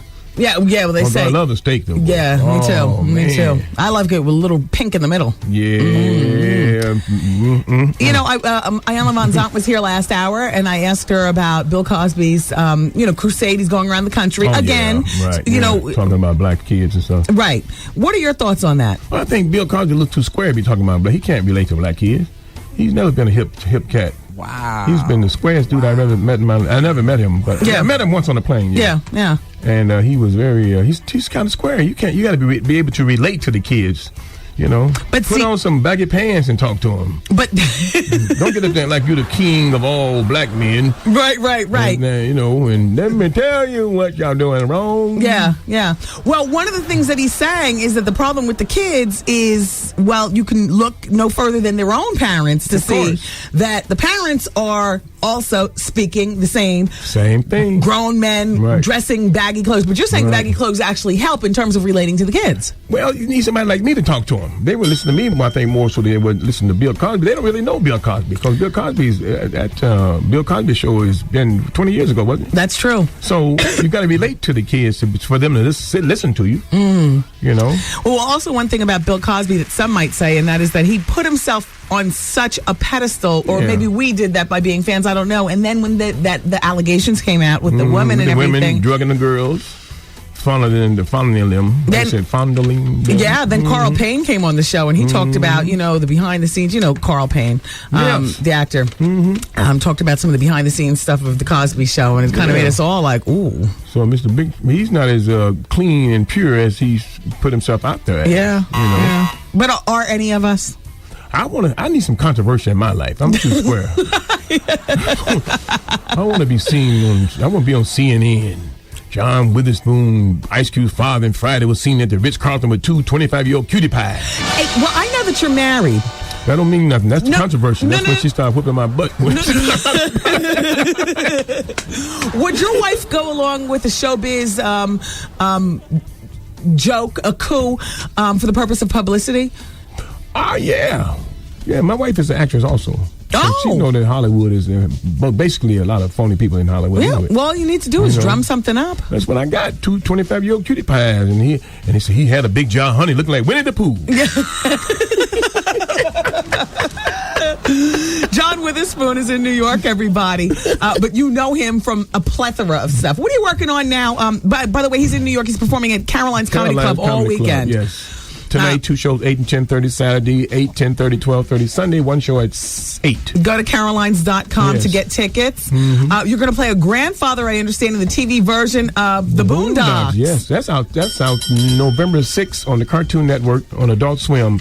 It's very controversial. Yeah, but I haven't done a cartoon. I'm a character on a cartoon now, and it's easy because you go in there, you do one day work, and your voice. You do the whole script. In one day. And people, I would recognize his voice without seeing his face. You know, definitely. Yeah, but it's going to be controversial. I can't wait to get it. Who else is working on that? Regina King plays the 2 kids. There she goes, still acting, doing well. And Ed Asner plays, he's a character down there. He's an old rich white guy on the show. Yeah. And Charlie Murphy is one of the characters. What? Sam Jackson. Wow. Look at this squad. It's going to be really a good cartoon. And it's an adult cartoon. Yes, an Adult Swim on the cartoon. Swim. Yeah. Mm-hmm. Nice. 11 p.m. it starts, November 6th. How many, what is a season on the Cartoon Network? Like how many? We shot 16 or 17 shows. So then they got them already writing for the second season. Now, that is very good. I understand that you have a line of greeting cards on sale at Bang Bang Bang. Is that 3 bangs or 4 bangs? 4 bangs. No, why couldn't you do 3 bangs? Well, because when I was doing it, it's all ad-lib. And so you don't know what you're doing until you look up and say, it actually was 5, but now I realize I'm just using 4 on this. Okay. So everybody told me, you did 5. I did? I thought you used to do 4. That's what I thought it was. Bang, bang, bang, bang. But no, it's bang, bang, bang, bang, bang. Stupid. But it's 4 bangs on my webpage. And I'm selling greeting cards. I have Christmas cards. I have birthday cards. Well, are they jokey jokes? Yeah, funny. All very, very funny. Are they signed by you on the back? No, but my face is on every card. I'm the character on every card. Oh, I love celebrity stuff like that. Yeah, and I just got to sell them. 4 bangs. It's bangbang.com. What else do they find on your website? T-shirts. Don't nobody go in the bathroom for 35, 45 minutes. Oh. Bang, bang, bang, bang T-shirts. Right. You got to coordinate T-shirts. Okay. And one that says, hoes got to eat too. Oh. So that's one of my popular ones. It's amazing how people in Finland they love that one. And hoes in England, hoes got to eat too. Must be a lot of hoes. Hey. They call it all the time to me to send them T-shirts. Now, we have the Steve Harvey Morning Show here in New York. Steve, I worked with Steve about, we did something for the Katrina victims. Everybody you were at a BET. Yeah, at the Forum in L.A. That was in L.A. About 3 weeks ago. Yeah. He's a good dude. I know Jimmie J.J. Walker's coming in later on today. Oh, really? J.J. Don't say dynamite. Wait. And don't get him this. Don't say dynamite. He'll go crazy. You should do that. Oh, turn off the music. You should do that. I'm gonna say dynamite. Okay. Watch what he says. I can't say no dynamite no more. Something about him. He started shaking his slobbing in his mouth. I can't say dynamite no more. What? I don't know. I say bang, bang, bang every time somebody asks me. You damn sure do. I need that cash.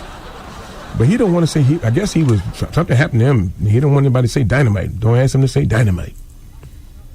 Wow. That's his thing. That's what everybody equate him to. Dynamite. Yes, of course. Oh boy, don't say that in front of him. You should do that when he's not. Just when he's in a mid conversation. Yeah. Do like that. Do that. He would fall out on the chair. Yeah, I'm gonna ask Art jump up and do dynamite. JJ will go crazy. He will go crazy. Yes. Wow. And no tourists from all over the country. He don't want anybody to see that. Yeah. Oh, I wish I was a fly on the wall to see that. Oh yeah. Well, we'll loop it plenty of times afterwards.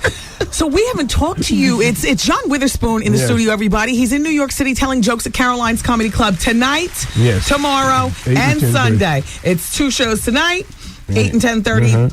3 shows Saturday. Tomorrow, 8, 10:30, and 12:30. Tomorrow and night. 1 show Sunday at 8. That's right. And the reservations number is 212-757-4100. Let's talk about dude from Comedy Central, Dave Chappelle, the $50 million man, that he walked. I wish he'd get back on that show. What are your thoughts? You know what? Anytime, the first 2 years he was on the David Chappelle show, nobody was messing with him. They let him stretch the envelope, and they had no idea this kid gonna make this much money and be this popular. Right. So when they saw the receipts from the DVDs, they said we can make some money off this little brother. Yeah. So they gave him a $50 million contract. And let me tell you something. Before the 2 years before this, they weren't getting much money. Just scale. See, Charlie Murphy and them, they didn't get much money. Right. They get scale. You might work 5 days a week, get $800 a day. Right. But then you give a kid. After he done made, got satisfied with $800 a day, David Chappelle probably made more. Right. And got a percentage of the DVD. But when they threw that $50 million paycheck at his face, he probably fainted. That's what usually happens. You can't give a kid $800 a day and then all of a sudden give him $50 million. In all seriousness, you know what I hear it came down to? Once they gave him the money, they felt as though they had creative ownership on his jokes. And all of a sudden, the things that got us watching with the N-word and, all the racial stuff, the white people at Comedy Central were trying to curtail that. Telling him what to do. And when you're a creative person, your creativity means more than the money. Yes, right. Besides, he was able to walk with some of that money anyway. And he got money anyway. He got enough to sustain himself, and he's probably happy. Because they got now, you give me $50 million, somebody going to be over your shoulder. Yeah. And that's what, they said, he said they had him wearing an elephant suit or something. Now you got the little kid who think he knows who's funny. Right. Because obviously he was funny, man. He had the people around him who were funny. Right. And now they tell him, well, you got to be here on time. Yeah, exactly. I mean? We gave you $50 million. Yeah. Now we make the rules. So you check out Everybody Hates Chris. I haven't seen that show. I saw part of it, yes. Yeah, it's a cute little show. It's doing very cute. well. Yeah, and believe me, you being a happy... Yeah, oh yeah. Oh, now, everybody love Chris, tell you the truth. Now, here's what I can't figure out. Wanda Sykes, I have nothing against her, but why does she get a chance? Why does she fail and then get signed and fail and sign? How does that work? I don't know, but some people are like that. Bonnie Hunt is another one, a white girl. Yes! She gets a TV show, and the TV show is worse than the other TV show. You're right. You're right. But then they say, okay, this one didn't work. Let's get another one that's worse than that one. Maybe she's going to her meetings with knee pads on. Well, I don't know. But somebody maybe her cousin is going to a meeting with her with knee pads on. But somebody is selling her. And Wanda Sykes being sold, she get the same kind of thing. Yeah. But the thing is, they got to find a niche for her. She need a niche. Yeah. David Chappelle had his niche. And he had his little N-word. We saying the N-word on the Boondocks. Are you? Yes. Hot dog. Yeah, real person and everything on there. What? I'm saying some words. I said, you sure you can put this on the air? You're saying the F and the SH and stuff? Oh, yeah. The Boondocks. The N-word is regular on there. Wow. Oh, yeah. That's why NAACP, I can't wait to see what they're going to do. Oh, they're going to have a fit. Look, they're listening to this right now. The memo's already flying. Oh, I can't wait to see what they're going to say about the Boondocks when we said the N-word 3 in a row. Well, this is going to be great. Oh, I can't wait. When does this start? November 6th. November 6th? On the Cartoon Network Adult at Swim. 11 p.m., see? So if the NAACP should be sleeping by that time. Them old people should be sleeping. Yeah. You stand up, that means you must be liking it. That's and right. When you turn the thing off, you probably say the N-word to us, to the TV, see? Yeah, exactly. All right, before you go, because we only have about 2 minutes. How much time do we have? I wanted to talk with you about the Million More March. Your thoughts about it? Yeah, well, at first it was a great deal. But I think, Years ago. Yeah, years ago. But now, it's like it's the same joke over and over. It's not a joke. The fact is that everybody got a job and they got to go to their job now. And I heard it wasn't as big, but anytime you're trying to get black men together and make them commit to taking care of their families and kids and stuff, it's a good thing. Yeah. It's always a good thing. Right. And Farrakhan, I always admired him. Okay. He bring these black people together. You got to get together. That's right. And take care of your kids. I take care of my kids. I take care of other people's kids. A mess. Everybody, friend to the show. You've been here a number of times. I love it. I love when I come here. I want to stay a little longer next time. It's always a pleasure having you. Always a pleasure sitting next to a pretty beautiful woman. Thank you. Check out John Witherspoon this weekend in New York City at Caroline's Comedy Club. Go to the website carolines.com. Call to reserve a table if you would like at 212-757-4100. Yes. 2 shows tonight, 3 shows tomorrow, 1 show on Sunday. Sir. Thank you so much. Thank you so much. Bang.com. There you go. 4 bangs and then the .com. You gotta coordinate. Everybody, keep it where you got it, because Nicole, the transvestite from Chicago, is no longer with the unnamed R&B singer. Uh-oh. She's got a new man in her life. He's in the world of sports. Wow. And we'll be talking with Nicole, our transvestite friend from Chicago, in the next break. Keep it where you got it. We're heating things up for the weekend. It's the Wendy Williams Experience.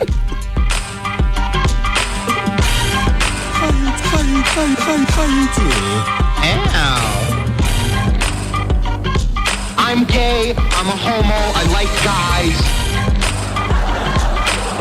It's Wendy, man. Hey, Wendy. Hi. My boyfriend gave himself a wet pussy or whatever. He said he almost burnt his off. The Wendy Williams Experience.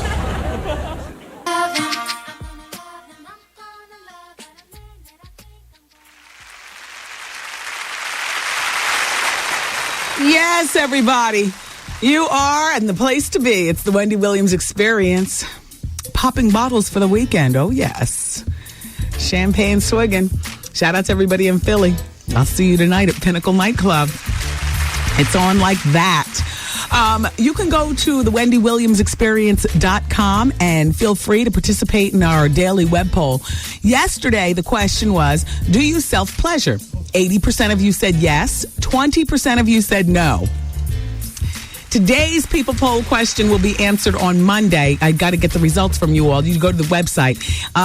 Were your children conceived after marriage? Were they? Were they conceived after marriage? Yes or no? And go to thewendywilliamsexperience.com.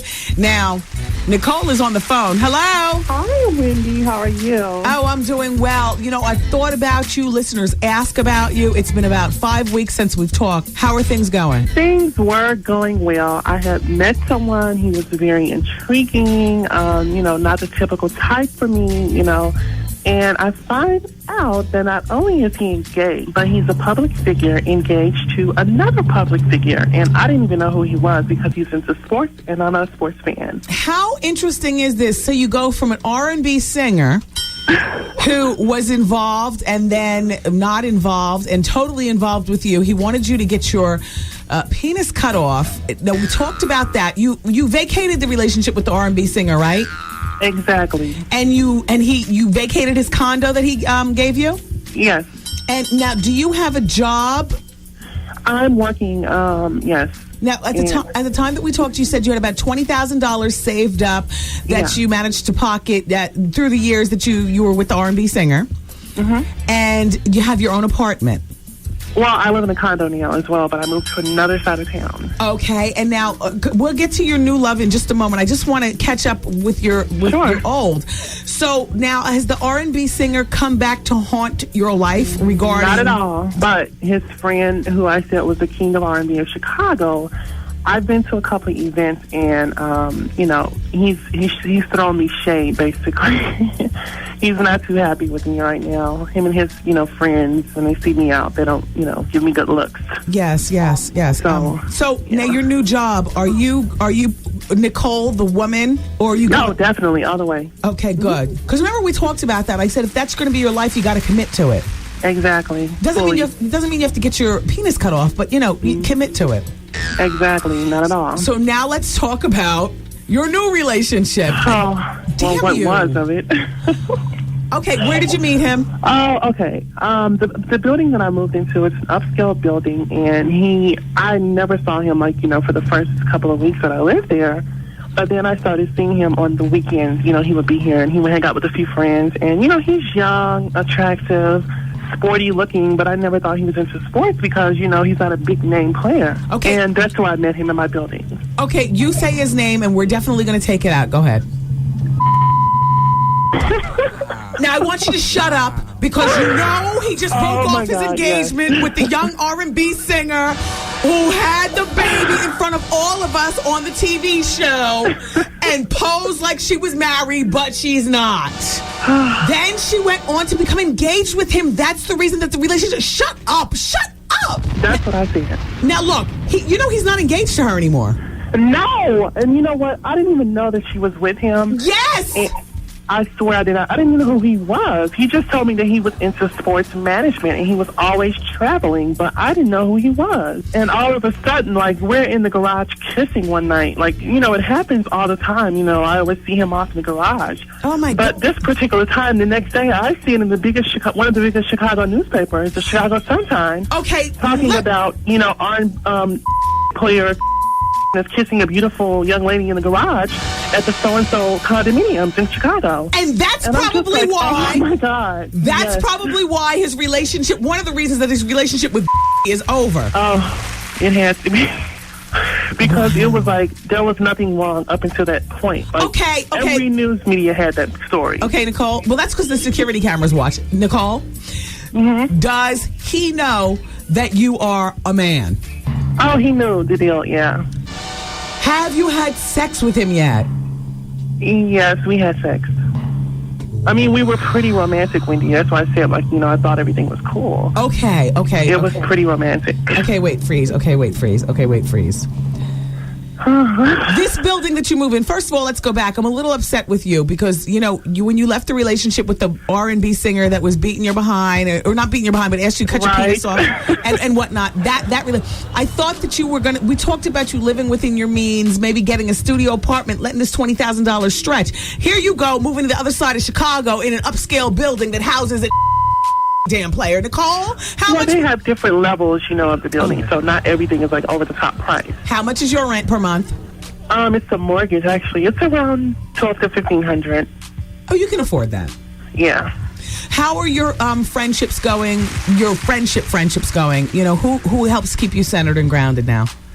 I talk with a woman. She's an elderly lady that works at the 7-Eleven downstairs in our building. And she's like the only person that I can actually talk to and tell all of my business because I'm not worried about her judging me. Good enough. And she helps me a lot. Good enough. That's free therapy. Now back to you and the player. Is he a bottom or a topper? He's definitely a topper. He's very powerful and manly. Wow. I mean, he's very romantic, very quiet, but very sweet and charming. Wow. I mean, everything was perfect. But how long has this been going on? This was going on a few weeks after we moved. We didn't start having a sexual relationship until maybe like the third time that I met him. Okay. Well, met him in town. So how long has this been going on? A month, 2 months, 3 months? Let's see. I moved in August, I guess. Wow. It's been going on since like the first or third week of September. Has he bought you any gifts? We weren't big on that because I didn't really, I don't know. I guess he was just trying to appear really normal, or maybe he is really normal. He wasn't flashy. Yes. He always had a driver. He never drove himself. Now, did he ever talk about the R&B singer and why it is that they're no longer together? Did he and I? Yeah. No, he didn't. I didn't even know who he was, or he told me he was single. Okay, am I telling you for the first time that he was engaged to her? No. Okay. I knew that he was engaged to a player for the, but his name wasn't big enough where it would register for me. Being not a. I didn't know it. I didn't know it either until they became engaged. So, are there pictures of her around the apartment? Any indication that they still? Wow. It was like a total. He was barely there. Has he? It was just his. Has he taken you out in public? Because I've seen you before, and you. No. Are you working? No. Are you working on your femme realness? Like, because I know, you looked pretty real. 9 out of 10 people in the studio when I showed your picture said that they would believe you're a woman. Is there anything that you're working on to really make realness happen so you can go out with him? Oh no, I mean I wouldn't have a problem with that. Okay. It's just that we stayed around our building and he was barely here. You know, when he was here, he was tired. We just ordered food and maybe took a walk around the building, but we didn't really go out too much. No. Yeah. Well, we must stay in touch. Yeah. I have a different phone now, so I have your number now. I didn't have it before. Yes, and please stay in touch, and we'll stay in touch with you. The saga continues, everybody. Nicole is safe. She's out of that relationship. She's going to keep her penis, and she's got a new interest. Not boyfriend, but interest, right? Not any longer, no. Oh, you're not together anymore? No. After all of that broke and I found out he was lying to me the whole time. I mean, he tried to contact me a couple of times, but I wasn't having it. No. I'm talking about the player. Exactly, me too. Oh, after it broke about him having the fiance. Yeah, about us kissing in the newspaper. Oh, wow. It said seen kissing a beautiful woman in the, garage of the so-and-so condominium buildings. So you didn't you don't want that kind of heat? Oh, no. That's disrespectful. See, this is why I love Nicole. She's not in it for the scandality and all that other kind of stuff. Nicole, one day you have to come to New York. I sure hope to. You really do. But we're going to stay in touch, and you take care of yourself. Thank you, and I will be in touch. All right, bye-bye. Have a nice rest of the show. Bye. He told me he had a really good surprise. The surprise was that he turned himself into a woman. The Wendy Williams Experience. That's all. Our favorite caterer, Shawnee, sent up here this stuff. It's like this very rich dip with oysters and stuff. And we have a joke here in the office that it's like crack. So the interns just brought it into the other room because I can't eat anymore because I can feel my cholesterol going up. And I heard Mike Epps say, ew, what is that? Damn, what was that? Yo, Epps. What you doing, man? How you doing? Hey, Elisa, before you leave, Shawnee's web address? How you doing? CaterbyShawnee.com. No, at AOL. Yeah, that's her email address. It's caterbyShawnee@AOL.com. Okay. And her number is 646-354-3214. 646-354-3214. Hi, Epps. Hey, boo-boo. You always look good. You do, too. Yeah, I feel you always look good. A few people who work here on the show have crushes on you. Well, I won't point out any people. Can I get them to crush and come crush it? Oh. Let me crush that. So, Roll Bounce is still in theaters. Roll Bounce still in theaters. And you've got something coming on HBO. Yeah, I got a TV show called Unsuccessful Thug. That's right. I think we talked about it here on the show, and we couldn't figure out whether the show was going to make it or not. Yeah. HBO, they picked it up. You know what I mean? How many episodes? They just going to give me the fresh out NIGGA run. You know yeah. The NIGGA run. Oh, yeah. Now, what is that? Like 3, 5, or something like that? 3 or 5 episodes? What is that? I don't know how HBO do it. I just try to be the artist. You know what I'm saying? I let them for now. And because if it becomes successful, because I'm sure that's the kind of put a suit on. That's what we can talk about that too. Start talking articulate and stuff. But you wanted to, you know what? I'm sure that when Chappelle started out with Comedy Central, he had the same kind of run. Yeah. And he was just like, let me concentrate on being creative, because if you're creative and it hits, then you go back to the drawing board. And that's when you bring all the suits in. Well, you know what? Get the paperwork because of his situation, it taught me a lot. I'm going in the door with an understanding. I'm not gonna go in like that. Okay. You know what I mean? Yes. Because I seen the way they did the brother, so I'm going in the door with some kind of understanding. And if it ain't what it's gonna look like, I'm gonna back out off the top. Now, tell me, who's part of this show with you? I haven't cast it yet. Hopefully, I'm. What I really want to do is I really want to cast real people, people off the streets. Where is it shooting? In Richmond, California. So for people who are listening, like on the beat right now, because we're on the beat, Yeah. They have how far is Richmond from L.A.? Hour on a flight. Okay. That's in the Bay, like Oakland. How do they get in touch? The casting agencies, but I mean, is there a basic, NIGGA website that they can I mean, you know what I'm saying? Is there some place that an NIGGA can go? We're gonna be casting over my grandmother's house on the porch. So y'all need to come up and sign up and come on the porch. Very NIGGA-ish. Yes. We got 2 washing dryers on the porch with a German Shepherd laying in between the carpet and stuff. No. You know what? One thing that I noticed about you from the last time you come, every time I see you, you're more successful than the next time, which is great. Yeah. I mean, it's a slower roll than maybe Overnight Success of that little boy who's on Everybody Hates Chris. But that boy from Everybody Hates Chris, he overnight. Up, what? Yeah. What? But in the meantime, you got a successful role going on, and you've picked something up since the last time that I've seen you. In with your success and the more money, you've got a nervous tick. You're doing a lot of blinking. Yeah, well... Yeah, what is that? Sometimes I have, you know what I'm saying? Sometimes I get stressed out. Yeah, that's hard blinking. I've never seen you do that before. I get stressed out sometimes, you know what I'm saying? Right now, and I got a lot going on. Yes. So my nerves are, you know what I mean? And that's your tick. Yeah, I get, sometimes my nerves, sometimes when I got a lot going on, I'm on the phone every 5 minutes. Yes. Ain't had none of that dodo for show, though. I get tripping a little bit.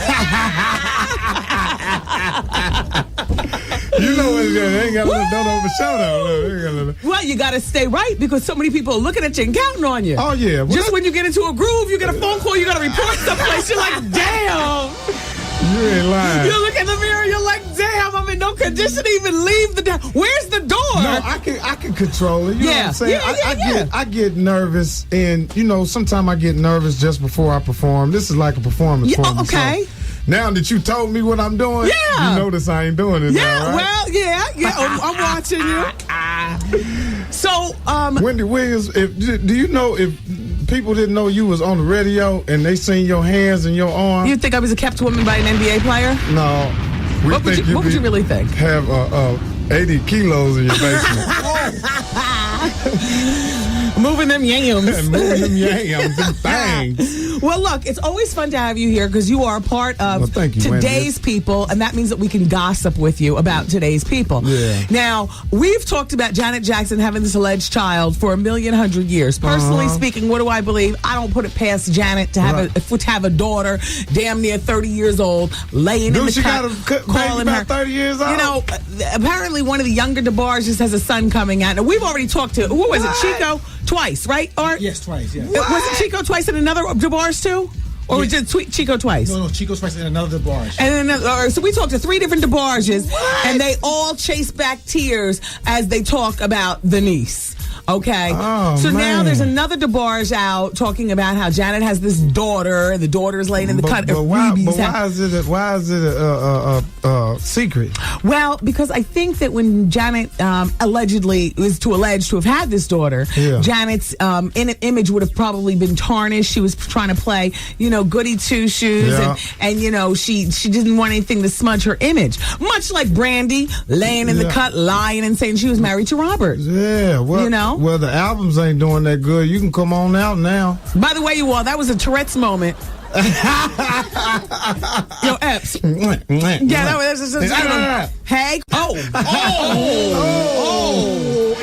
No, nothing. So Epps is in town, everybody. He's going to be at the Nokia Theater on 44th Street and Broadway here in Manhattan tonight and tomorrow night telling jokes. Yeah, no, not tomorrow night. Okay. Next week. Oh, wait, this is next week. Yeah, next week. Next Friday and Saturday. Next Friday and Saturday. I'm with Charlie Murphy is on the show. Oh, wow. Yeah, Charlie Murphy, and we got Dominique from Washington, D.C. Okay. Funny female. Okay. Keep it hood, keep it ghetto.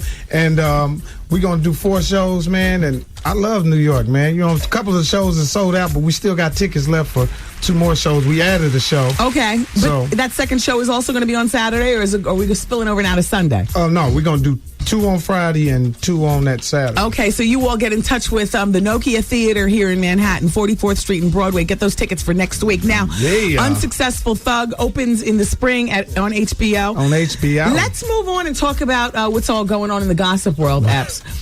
First of all, I can never think of you being at odds with any of the comedians. Do you get along with everybody? You've got that kind of personality.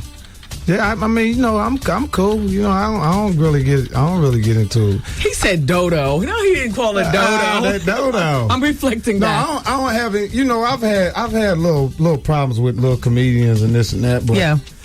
If you hear about me having a problem with one of them, you're going to also hear about me hitting them in the head with something too. You were ticking just a moment ago. You were ticking. You were blinking and ticking. I'm back like never before now. You see, I ain't ticking and I'm clicking now. When you start scratching, that's when we get nervous. No scratching. You silly, baby. So Marilyn Monroe, apparently Playboy magazine in December is putting out an issue with transcripts from her psychiatric sessions. Marilyn Monroe. And in one of them, they're uncensored, and she starts off talking to her psychiatrist on the phone. She's saying, "I'm lying on my bed. I'm wearing only a brassiere." Yeah. Then she goes on to reveal her close friendship with Dorothy Dandridge. Oh, yes. Her and Dorothy Dandridge were carpet munchers. Well, they were close. Oh. And she also goes on to say that James Dean and Dorothy Dandridge were very close. It was like the three of them very close. Yeah. And apparently, right before Marilyn's death, she begged President Kennedy at the time to never abandon the civil rights movement. Oh. I'm just judging down what's all going on out here. I don't know nothing about them white folks. Now, if you ask me something about Gary Coleman has allegedly had a relationship with Kimberly on Different Strokes, I would believe that. Well, let's talk about Lark Voorhees. Lark Voorhees and the cocaine. Lisa Turtle from Saved by the Bell. See, I don't know nothing about them white. See, if you ask me about... She's black. She was engaged to Martin. Remember Martin broke up with her on the David Letterman show? See, that's the thing. If you ask me about Hustler in the Hood, a dude named Lil Ricky who's selling them yams, who got a baby by Lil Pumpkin. I know all of them. I don't know them Hollywood people like that. I'm telling you, I couldn't tell you what shows they was on or none of that. Can I read you a blind item relating to Black Hollywood, swinging and sex? Yeah, come on with it. Okay, come on. Here we go, everybody. Yeah. She is off the... This is from my friend Myra Panache. She makes the best blind items. Thanks, Myra. Swinging has become quite popular in Black Hollywood. Right. We reported last year that a famous rapper and a former athlete, you know who that is? Oh, yeah. Let me write down the name, damn you. That is crazy. All right, that's the former athlete. Oh, okay. man. And who's the famous rapper? Don't matter. Here's the athlete right here. Legendary. Hey. Okay. We reported last year that a famous rapper and a former athlete would rent out a Hollywood mansion every 6 months, right? Yes. And host swinger parties. Yes. Each room had a theme: orgy, S&M, girl on girl, the voyeur room. These parties were so underground that you were contacted through email and you wouldn't receive directions until an hour before party time. Some of the most popular people in Black Hollywood attended. Hold on. You got to give you a little sippy sip. Would you like a glass? It's the weekend. No, I'm straight. All right. Gin and juice. Mm-hmm. Gin and juice, that's you. Well, I think we have a little something. Go ahead, finish the little thing. Oh, now. Damn, okay. Damn. Okay. Some of the most popular people in Black Hollywood attended these parties. Here's an update. Sources in the adult industry have informed us that they are being booked for big money to show up and perform at these swinging events hosted by black celebrities. Mm-hmm. One couple in particular, now who is this couple? Let's concentrate on them. Always hire a gay for pay adult performer because she has an expertise with women. Man. Now see, I'm thinking it's...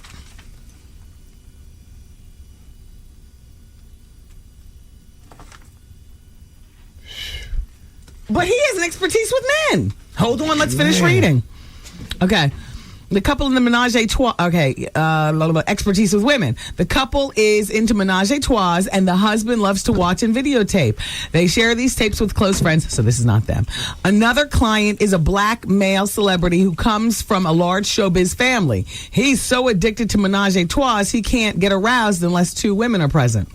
Oh, well, that's understandable. No, but the others, I mean, I don't know what goes on. You don't get invited to this cool kind of stuff? I'll be down on Crenshaw in L.A. I swear on my kids. Yeah. I hang in the hood with gangbangers and mechanics and people who work at the hospital. I don't hang with Hollywood because that's the devil right there. That's too much. It's the devil. So do you are those the women that you date? You date like Peaches and them?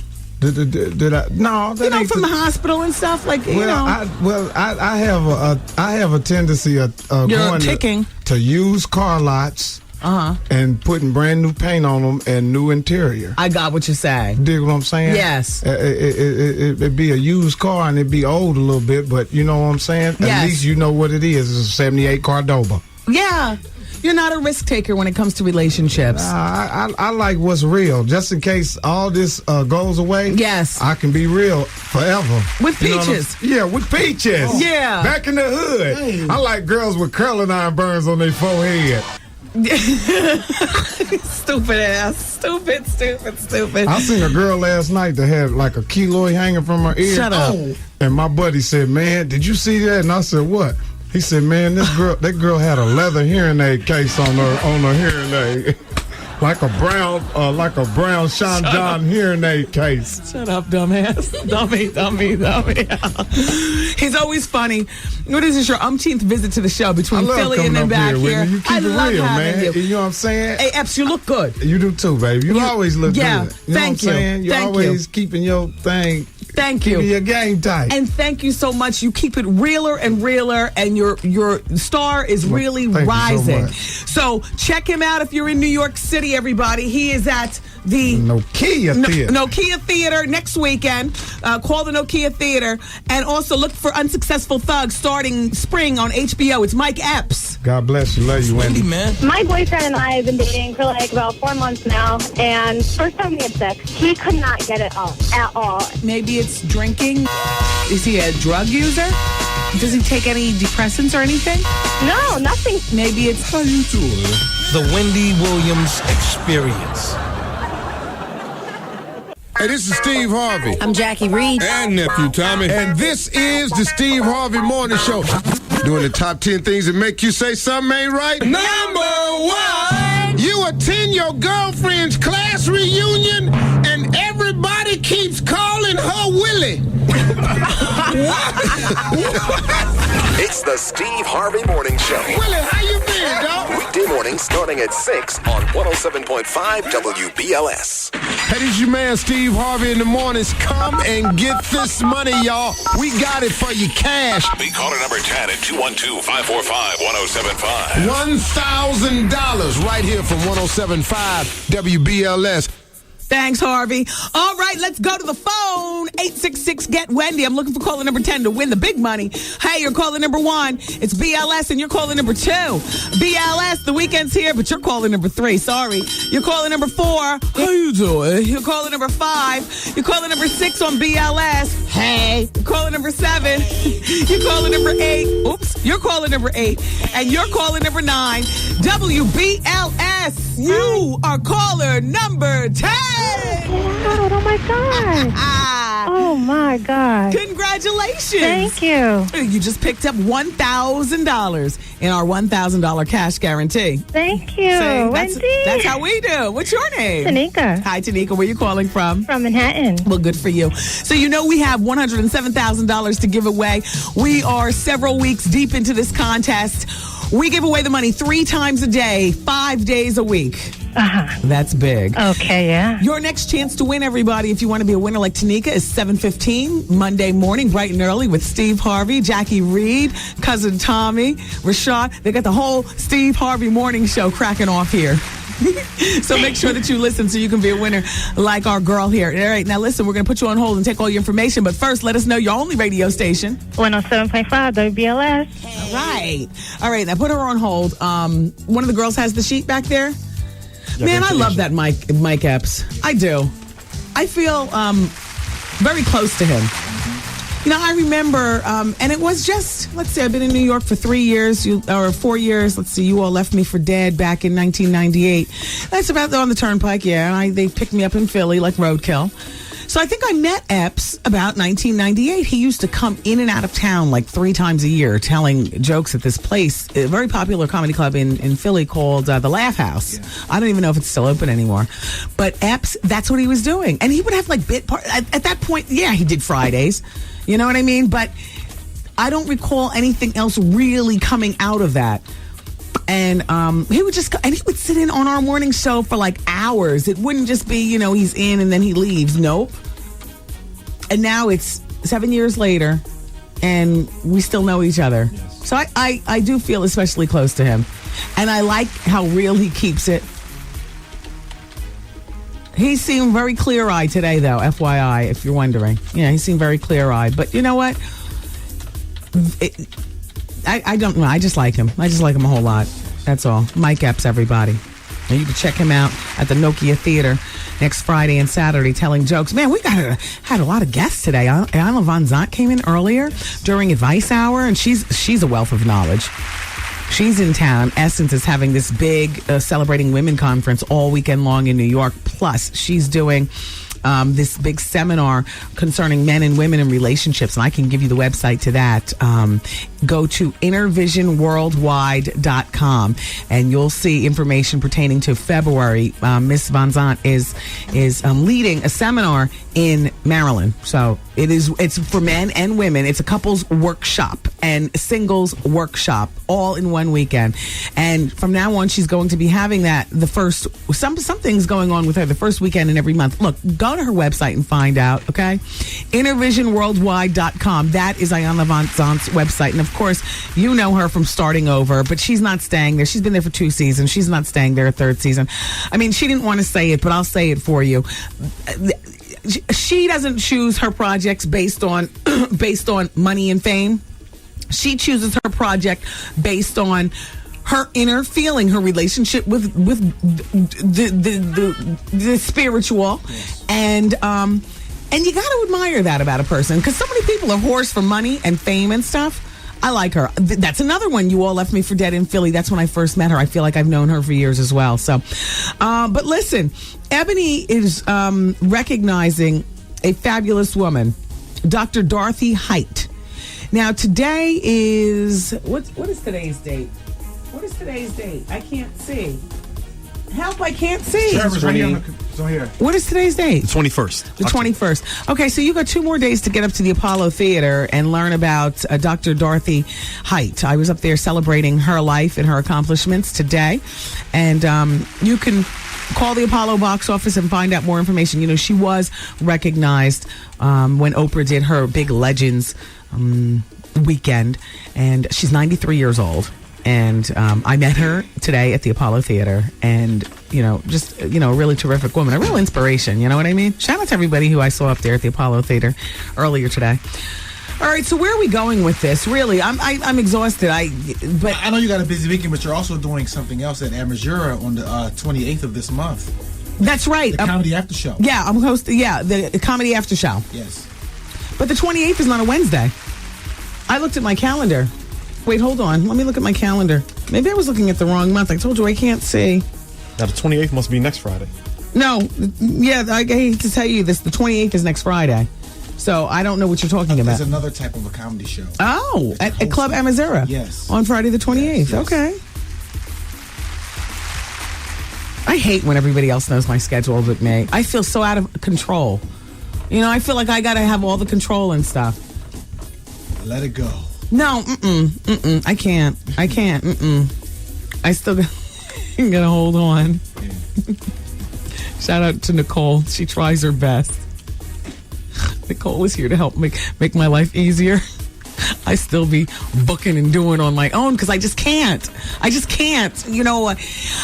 that, having somebody, help make your life easier works better when your first taste at being busy happens when you're like 15 or 18 or even 25. But, after you've had to, learn because, navigating your life on your own, and then you become a grown woman, like I'm a woman of a certain age with responsibilities and stuff. And to now bring in somebody to help me, make my life easier and, make appointments and make plans and keep me, on schedule and stuff. It's not that I fight it, but I find it difficult to let go. Also, I'm a control freak. Like, in my own little way. Like, that's why I don't have Easy Pass. Because you're not going to monitor every time I cross the damn Frog's Neck Bridge. Whoever you are monitoring, I don't care if it's the atmosphere, if it's the cops, if it's Mr. Sutton here. You're not going to monitor how I'm making my movements and where I go. So I don't have Easy Pass. I'll stay in line. Every day I pay my $6. Now, you know, if you have Easy Pass, it's only $4 to go through the tunnel, Lincoln Tunnel. But I can't deal with the Easy Pass because somebody's monitoring your movements. So you have low jack either, right? I do have low jack, and I know what you're saying. Well, then they following you anyway. But when I do dirt, I rent a car. Oops. And pay cash and do it in somebody else's name. Oh, I just can't take it. Shout out to Nicole, though. Nicole tried. And thank you, Art, for reminding me. What is that? Club Amazura when? The 28th. The 28th. Yes.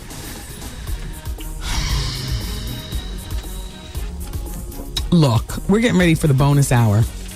And it's coming up at the top of the hour. And then Vaughn's in at 7 o'clock with The Quiet Storm. Right now, it's the Wendy Williams Experience on 107.5 WBLS. Yo, did you catch this flashback? Look at Miss Al. Al. How you doing? How you doing? Look at this picture. He's star. Wake up. Wake up. Wake up. Shut up. Look at Miss Honey. Look at Miss Honey right here at the table. Look at Miss Honey at the table. You got to look at these pictures. Go to star@al.com or whatever this website is. Pastor Master, please. How you doing? Miss Al is queening out on this website. I'm sorry. Got him. This it right here. Miss a day, miss a whole lot. Coming through your speakers, boy. It's Wendy, man.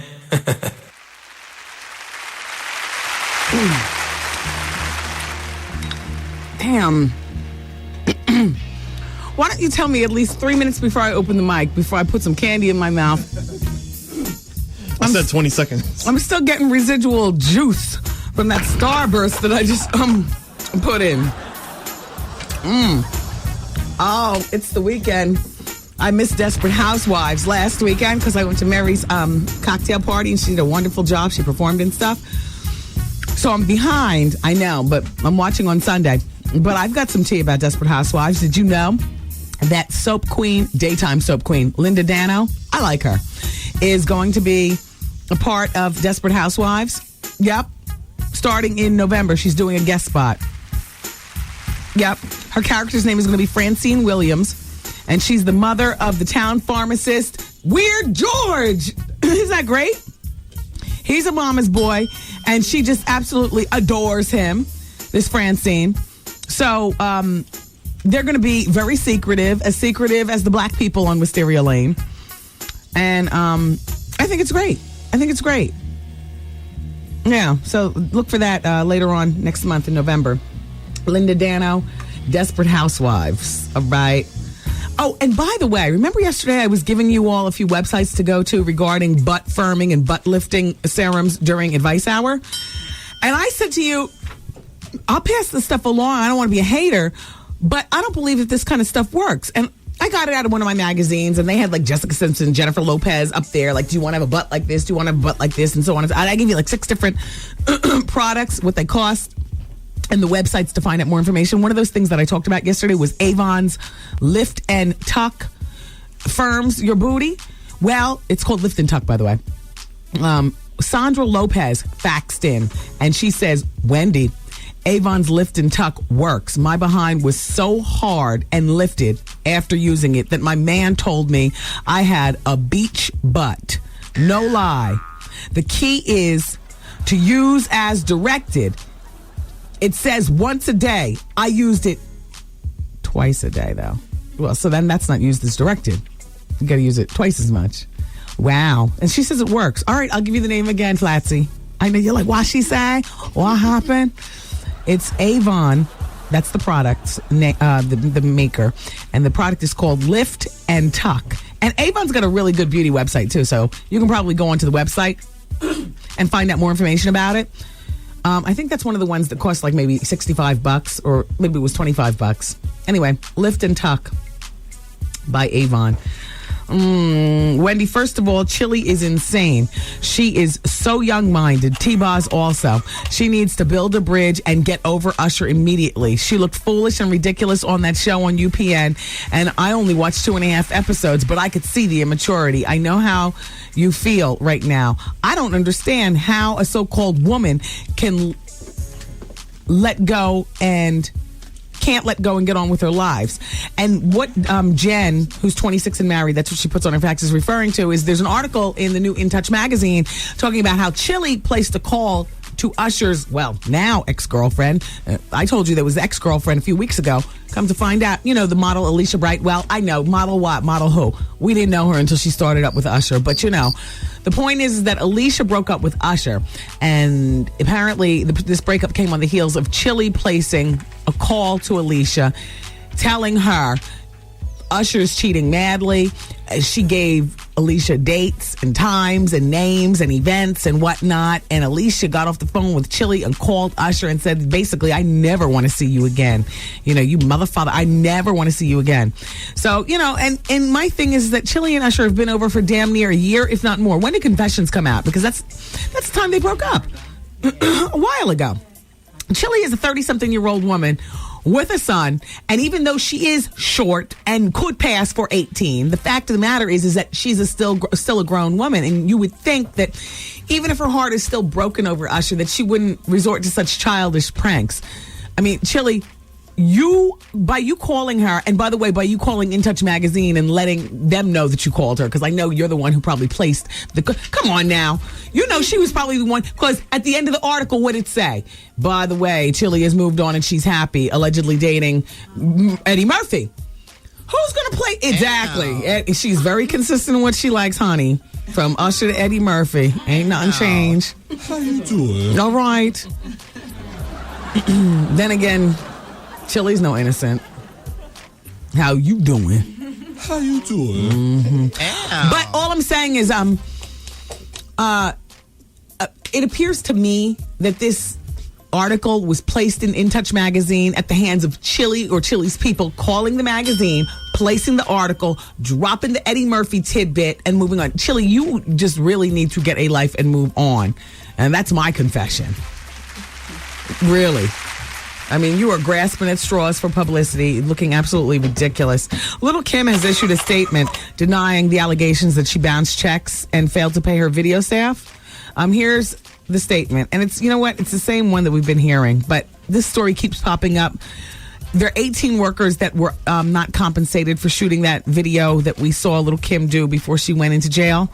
And here's the statement. Any reports of Little Kim personally bouncing checks is untrue. Well, of course it's not personally. You know what I'm saying? She's not personally cutting checks. Atlantic Records, on behalf of Little Kim, have fulfilled their financial obligation to Kirk Frazier and May 3rd Films to date. Money owed by Frazier or his company to pay for his staff is not Little Kim's responsibility.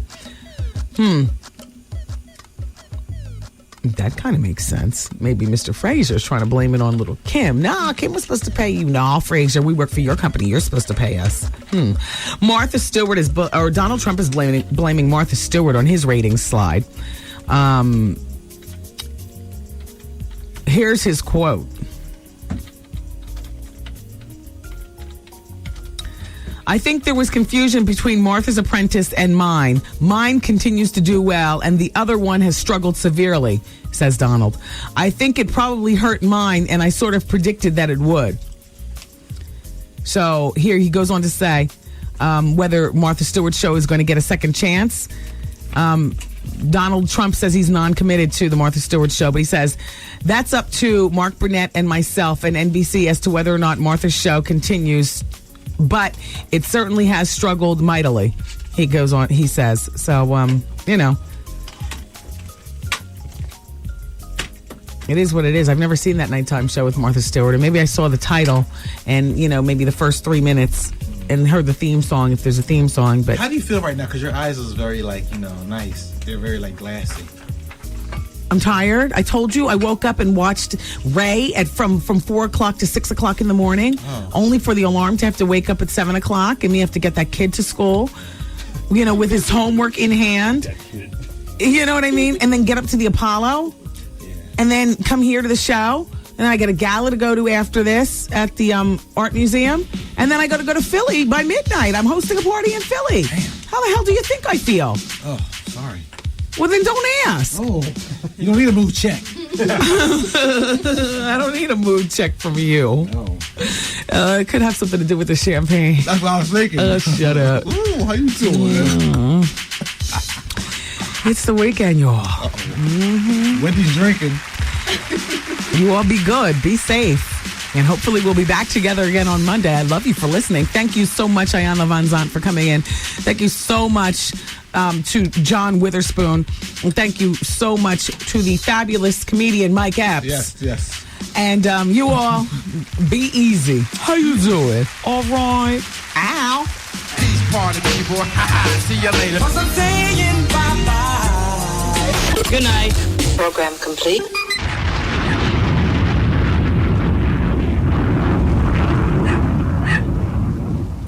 The thing is, right? We talked to Nicole, the transvestite, 1 hour ago for almost 10 minutes. She dropped some heavy-duty atomic bombage on us, our transvestite friend from Chicago. And I have not one fax and not one phone call. I have gotten faxes and phone calls through the entire show, from Iyanla being here to Chile while and out, the whole bit. The big bomb, the person you all have been asking about, calls up. She has moved on to an NBA player who we know who was engaged to an R&B singer. And you guys have nothing to say? You all are as fickle as a woman. What is the matter with you? What can I do to spice things up? Shakira, I purposely sent you out of the room while I was on the telephone with Nicole because I had to tape it because I wanted her to talk and name names and then I wanted to blurt them out. Mm-hmm. So you came back and listened to it while it was going. Did you guess all parties involved? The first one, yes. The basketball player? Yeah. And the R&B singer? No, I guess the R&B singer, not the basketball player. Oh, well, let me write down the damn name. Maybe that's the damn problem. Look. Look! The R&B singer, she was engaged, right? Mm-hmm. I'll go smoke a Marlboro. Yeah, go smoke a Marlboro. Never mind. Damn you. All right, look, you all. The bonus hour is next. And really, we can talk about whatever you want. Truth be told, I think that Jimmie J.J. Walker is going to be coming in, and I'm not even sure about that at this point. The door is open if you would like to come in. If not, we've got plenty of material to carry you through. Since you've been listening this far, we're going to throw in a little bonus hour. You ready? How long is this bonus hour going to last? I'm getting addicted. No, let me tell you. I love this extra hour. Everything is organic here on the bonus hour. Yeah, baby. Hey, yo, check this out. It's Wendy, man. Here it is. It's the bonus hour on the Wendy Williams Experience. 107.5 WBLS, New York. We are 7 acknowledged wonders of the world. You are about to be entertained by the 8th, the young man who has become a legend in his own time. It's the Frankie Crocker Show. Do it, Frankie. Do it to it. Suck it to me, mama.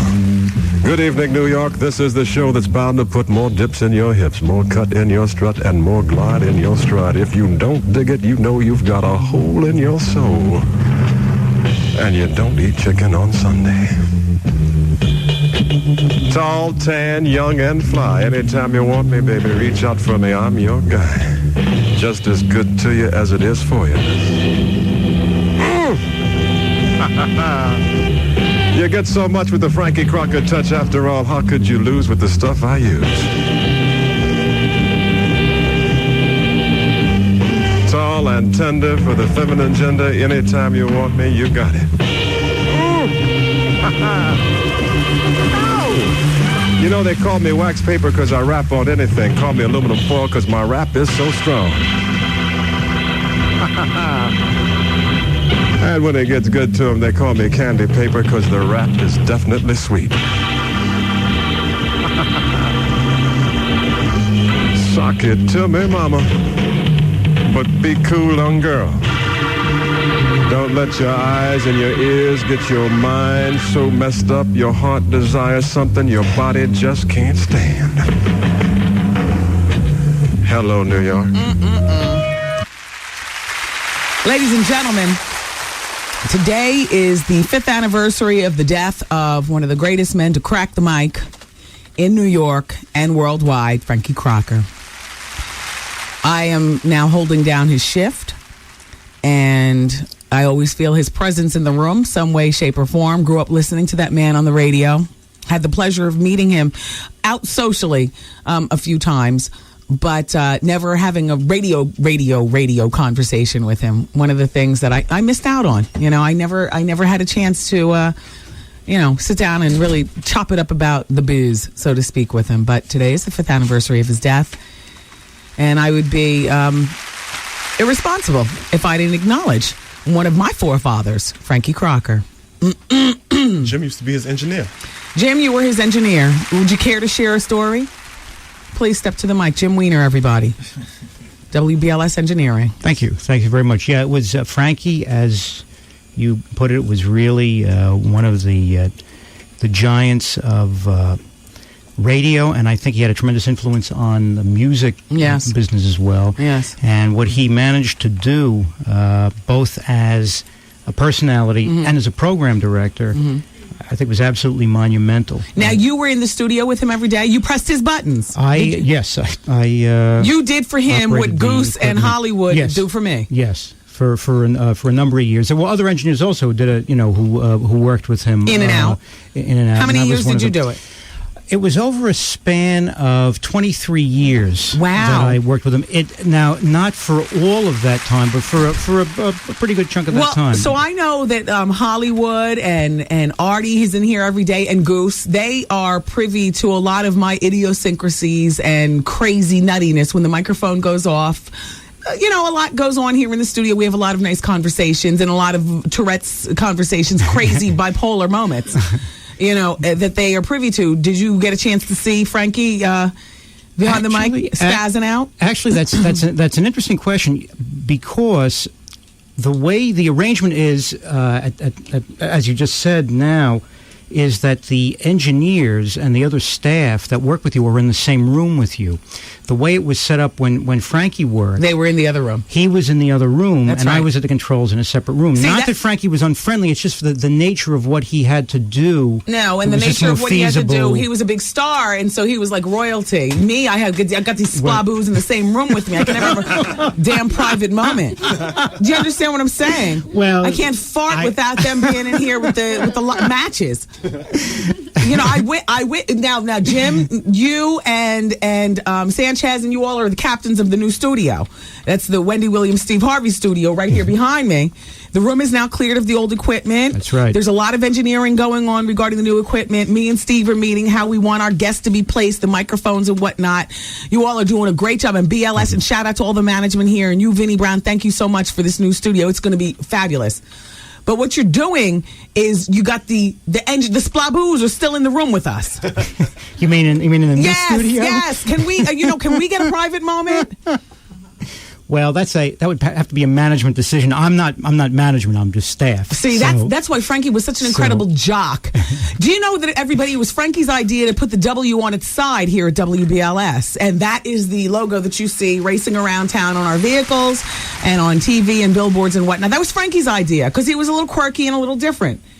As most creative people are. Yeah, he really did things that to this day sometimes I take for granted certain things, just as like what you just mentioned, and then I realize when I think about it that a lot of things that are around today are around because of what Frankie Crocker had instituted. Yes, and he really had a tremendous imagination. Really respected the potential of radio. Mm-hmm. As a medium where the lack of the visual dimension was a plus. Yes. By because he would draw a picture in your mind. Right. And he really, he could say some very... Remember the Frankie Crocker bubble bath? Yes. How he would bubble up that water? I'd be listening in New Jersey, a young Wendy, just, I visualize, That's one of the great things that I love about radio. You know, TV gives it to you straight. It leaves you no room to develop your imagination. Here on radio, we can draw a picture for you, and Frankie was one of the greatest at that. Absolutely. He could say many very profound things, and also many very hilarious things. And he had a terrific wit. Quite a bevy of beauties. Now, were you ever privy to Raquel Welch and the like coming up and returning apartment keys and whatnot? Well, no, I can't say. Because you were in the other room. Yes. Was there a blind? Say. Because I can picture my Frankie. No blind? Oh, see, that's the quirkiness of me. I would have had a blind. Yeah, I could always see in the room. Oh, Frankie could always see in my room. But there were many, many very attractive individuals that of all did shades frequent of the spectrum. Well, yes, black, white, light skin, dark skin, Hispanic. Right. And as a matter of fact, as is sometimes mentioned, Frankie, as we sometimes kid here, Frankie's imagination sometimes described. He used his imagination to describe what I was wearing. Yes, actually, and very often. It involved a dress. Yes, I would say that most often it involved the core element was a dress and some stilettos and so, absolutely, and often I think about myself. I imagine myself as a tranny. Yes, and you know, I sometimes think to myself, well, perhaps. Who knows if I had been a tranny, and was working because actually, not that there's anything wrong with that, but I just happen not to be. And Frankie just did this to kid around. But let's say I was a tranny, yes, and let's say there I was working in the control room, yes. Would Frankie? I often wondered to myself, describe me as somebody when he was kidding around, always wearing pants. Oh, yes. Yes, the opposite of what you would have been if you were a beautiful transvestite. He would describe you as a heterosexual man. Yes. The engineering stylings of Jim Weiner, ladies and gentlemen. And I'll just quickly say that, yes, I really appreciate that, having worked with Frankie for so long, I really appreciate your tribute to him because all kidding aside, he really was not only a tremendous professional in what he did, but he really was a great person to work with personally. Did he enjoy drinking fine champagne on the air like I do? Well, I'm not suggesting that anybody here ever imbibes alcoholic beverages while on the air. Oh, certainly not. No. But I think he appreciated, as you do, the finer things in life. Yes. Thank you, Jim. Thank you. Here's to you, Frankie Crocker. We miss you. We love you. Thank you for laying the blueprint. And Jim, how you doing? How you doing? Thank you. Thank you. Now let's bring in our guest. J.J. Walker is on his way in. Jimmie Walker is in town, everybody. We had such a packed show for the 4 hours that, unfortunately, we could not fit him in. He stood us up yesterday, although I understand it wasn't an actual stand-up. His people couldn't get in touch with my people who can... I hate the whole people thing. This is the part of I need to control my own life. But I can't. Oh, no. One of the interns, open the doors. I like to see him walk the runway. No, somebody keep the door open. Hey! Yeah, keep the door open. Oh. Uh-oh, here he comes. Here he comes. Jimmie Walker, ladies and gentlemen. Yeah. Hi.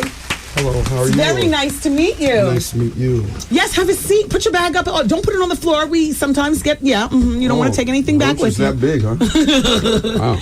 I've never seen any, but it's always in my imagination. You ever go to somebody's house and, never mind. Nobody ever invites me to their house. Yes. So listen, it's very nice to meet you. Very nice to have you here. Well, thank you guys for having me. Thank you for taking your time to bring me on the big show. Yes. Now, from what I understand, you were supposed to come yesterday. There was some cross with people. See, I didn't even know. Yeah. I had no idea. The guy, because next week I'm going to be with Little Richard at the Bergen County, whatever it is. Okay. And the guy there called me. Yes. And then 2 other people called me and said, you're supposed to be on this show now. Yes. And I go, really? So I was sleeping at the time. Yes. So now, where do you call home now? Well, I'm really such a road comic. I'm really on the road most of the time. So I really don't really spend time in too many places. I just keep trucking. Well, do you pay a rent at a particular place, No. a mortgage or something? I have one mortgage, and that's in Vegas. Okay, so that's where we'll call home? Yeah, we'll call Vegas home. That's where you keep your awards and no awards, no nothing. Usually just hate mail goes there. We'll let the hate mail go there. Now, Jimmie Walker, everyone, for those of you who want to know, is in town because he's doing 2 shows at the Laugh Factory, 8:30 and 10:30, both tonight and tomorrow night. Actually 4 shows altogether. 4 shows. It's very rare that I'm in New York to do my thing. Usually, why is that? I'm not one of those guys. I'm not one of those kind of comics. I'm the road guy. When they look for guys, they go, "Hey, let's get Dave Chappelle. That'll be great." They go, "Can't get Chappelle." Oh, okay. Then we get Chris Rock. No Chris Rock. How about Sinbad? No. Sinbad. How about Mark Curry? He's funny. Bring him in. Wow. And then they finally start going down. Well, we can't get Chris Rock. Look at Tony Rock. Wow, you got to be kidding me. How about Charlie Murphy? Oh, shoot. How about Kevin Hart? He's funny. How about Patrice McDonald? He's a little rough, but I don't know. Oh, you're off the map now. And finally they go, well, that JJ guy. Oh, wow. Yeah. Get him in. All right, bring him in. Yeah. So when it's a big market like this, yes, they never get to me. They never get to me on these markets. Is this microphone still sufficiently on? Art's Kid Dynamite, I think, blew out Jimmy's microphone. Now listen, John Witherspoon was in here earlier. The Spoon. Me and the Spoon go back 35 years. And how old are you now, if you don't mind me asking? Are you between 55 and 60? Yes. Are you between 60 and 65? Yes. Stop asking so many questions, Thelma. Oh, sorry. Go cook something. Ralph Carter. Yes. How you doing?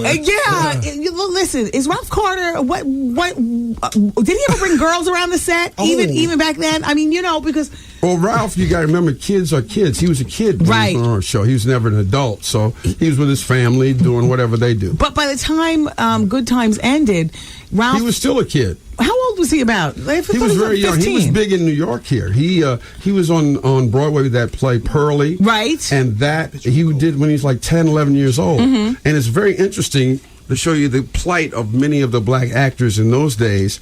We couldn't get Ralph. Norman Lear couldn't get Ralph because Pearly was a big hit on Broadway. Mm-hmm. And they wanted to get Ralph. They couldn't get Ralph. So they said, when we were doing the pilot stuff, it wasn't the pilot, but the first couple episodes, they said, well, let's get somebody else to do that role just in case we can't buy the contract out. Okay. So they got somebody else to do the role, and the guy did the role, and he was fabulous. There was absolutely no problem at all. He played the kid, and he was the son, and he was great. Mm-hmm. And finally, just before it went to air, they got Ralph. They bought him out of his contract. Well, the guy they had, and we had to reshoot it, was Lawrence Fishburne. Wow! Who knew? Lawrence Fishburne was a little kid then. And I always say to Lawrence when I see him, I said, do you know how your life would have changed forever? You never have this credibility. Now he's Othello. Right. He's a big-time legit actor. I said, you'd have never had that if you did. And he was so crushed. Do you find that because you did such a great role as JJ, that now that people have you pigeonholed as that role? Without a doubt. I mean, I'm not an actor anyway. Are you upset about that? No, well, I was never an actor. I was, always a comic. And, I've been doing comedy and radio for like 15 years before then. Oh. So it really didn't bother me that I never really worked as an actor because I don't have the chops. Yes, I got you. I think that you heard Will Smith until recently say, I can't do that role. I don't have the chops. I was much in that category. Yes. I can do that character when it's necessary, but that's about it. I don't have much range. You had some success with the Love Boat. I remember I used to see you as JJ, pretty much. Oh, you drove the fly van on the Love Boat. If they cast you, they're going to get a guy in to do the Dynamite thing or talk about the old days or whatever. Nobody's going to say, hey, wait a minute, Jimmie Walker's Hamlet. That's a great idea. Now, Witherspoon said that you don't like reliving the Kid Dynamite, some of the isms that you have from the Spoon's show. wrong. Don't listen to Spoon. Can you give me a Kid Dynamite? No, we don't do it, but don't listen to Spoon. He made it sound like you jump up and... Oh, no. Spoon is fibbing. Don't listen to him at all. He's fibbling. Even though he's my man, though, don't listen to Spoon. Are you friends with Eddie Murphy and them? I know Murphy, but you got to remember it's a different era. I Yes, go back it to is. the Pryor era. Yes. I'm with Pryor and Cos and those kind of guys like that. I go back to the pre-Lenny Bruce era. Yes. So I'm way back in the 60s. See, I was a house MC at the Apollo during the 60s for like 4 years. I worked with the Last Poets. Who knew? For like 5 years. So I know all those cats. That's what my era was the 60s and 70s and that kind of comedy. And then coming with the Richard thing, when Richard used to live here, I knew all of his wives, girlfriends, whatever. Yes. And it was a whole different thing. And see, our era was the first era in terms of first on television, we would watch Ed Sullivan and people used to come home and go, hey, colored people on TV tonight, man. Let's go stay home. Yes. Exactly, of course. That was in the old days. We all grew up on that. And then I always tell the story of Richard with the Melvin Van Peebles thing. Tell that. Yeah. Richard, we went to see this movie. It was the first black movie ever. I mean, it was like people couldn't Sweet Back's Badass Song. Right. People could not believe it. And Richard was so struck by it. We went to see it like on 42nd or 43rd Street. He stayed for 2 days and watched it.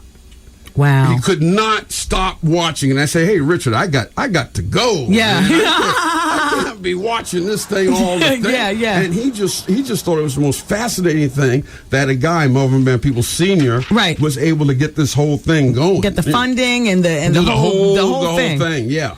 Now, James was killed off of Good Times. I mean, the story goes is because the actor who played James, John Amos, thought he was the star of the show. Now, did he ever come and talk to you about it, or did you at any point think you're the star of Good Times? Maybe I never leaving? really thought in terms of the show. Yes.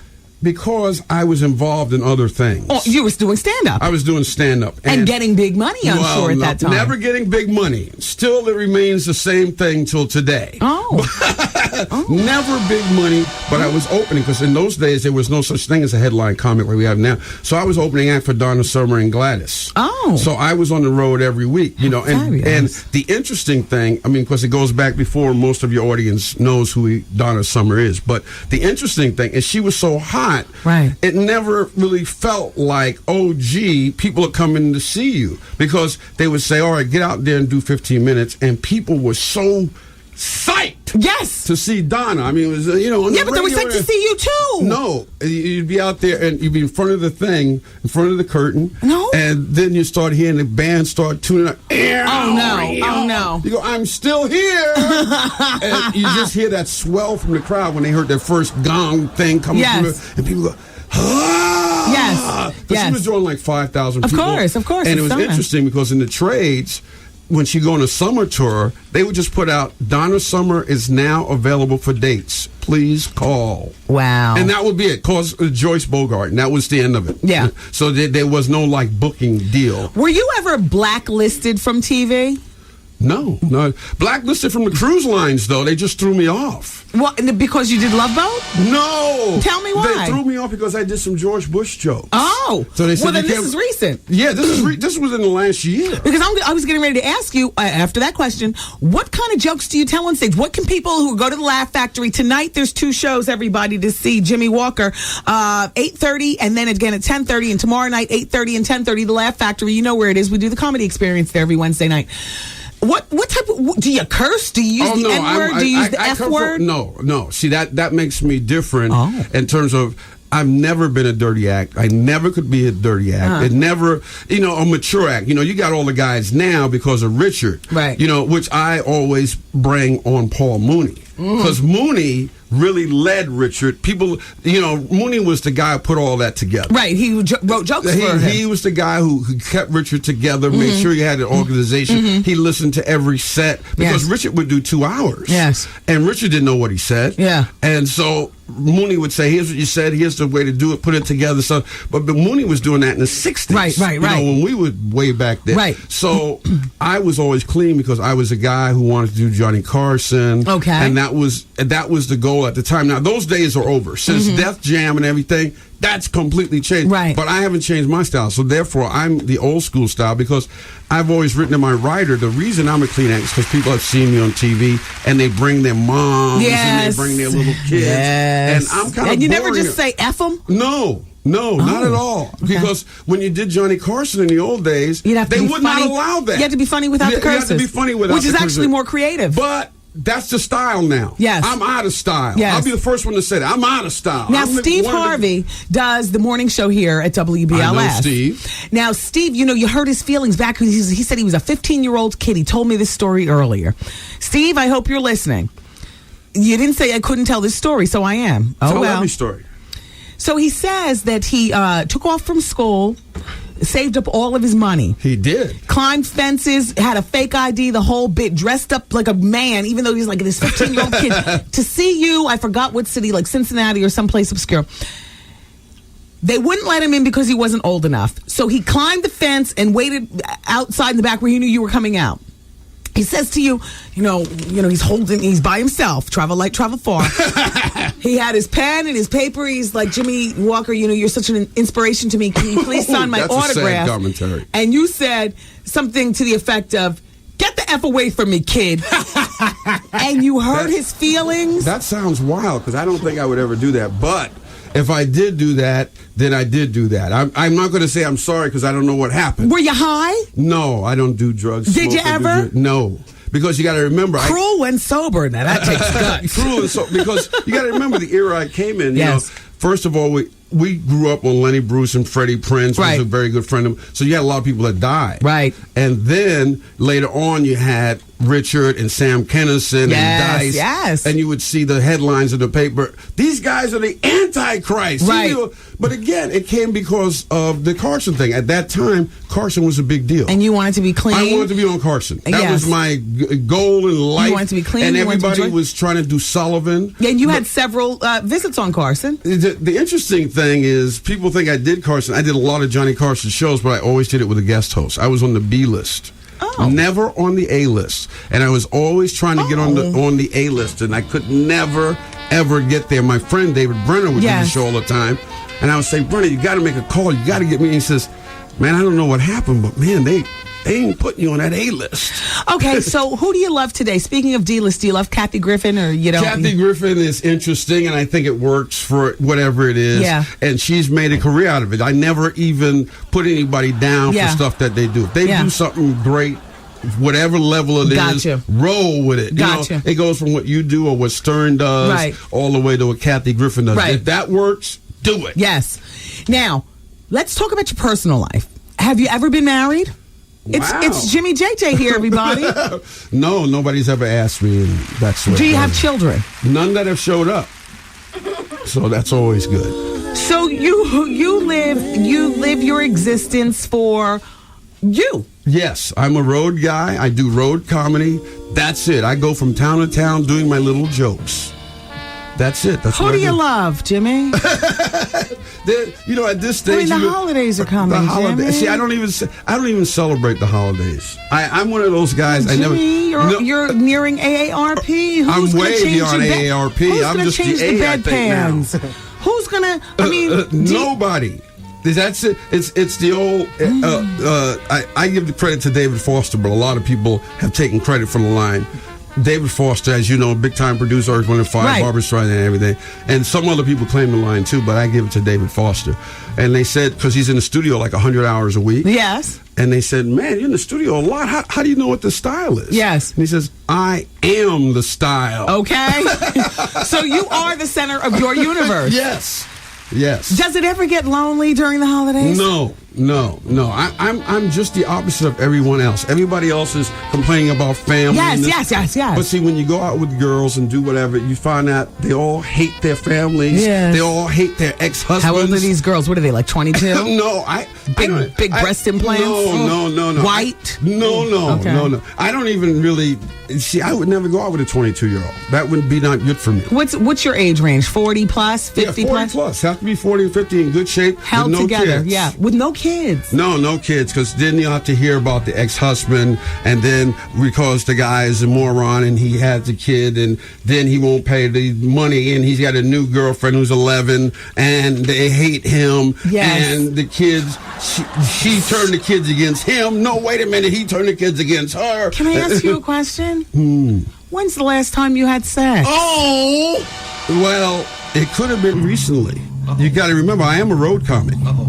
Okay. So those things do happen. Yes. Yes. Those things. But that's that's just a vessel that you're filling temporarily. Well, that's sex. You said sex. You didn't say love me. You said sex. I'm turning you on the literal dial. Oh. I don't like it for you. I'm a woman. I'm sorry. I'm a little bit softer and pinker. I don't even want to go there. The pink part. I didn't even go there. I left that alone. You ever been hit on by a man? Oh! No. I don't get hit on by women. It's always a battle. Oh! It's a battle with women. My thing is with women, they know within the first 2 minutes whatever's going to happen. So you go say whatever you're going to say. Don't come up with any fancy lines. Yes. Stand there and go, hi, hello. And then if they don't dig you, it's over. You can never talk a woman into it. You can talk yourself out of it. Yeah. But you can't talk yourself into it. Oh, wow. If they don't like you, you're done. If they like you, you got to be a complete moron. Their thing is, don't say anything stupid. Yes. You got it. There's tragedy in your comedy. There's tragedy in my life. But I deal with it. That's the way it is. Are you a wealthy man? No. Financially? No, not at all. I'm a road comic. I do my soul jams with the Stylistics and the Delphonics. I do my body, just whatever tour with Johnny Gill and those guys. Oh, Johnny Gill. Okay, now here we go on something. Johnny Gill and Eddie Murphy. What do you know?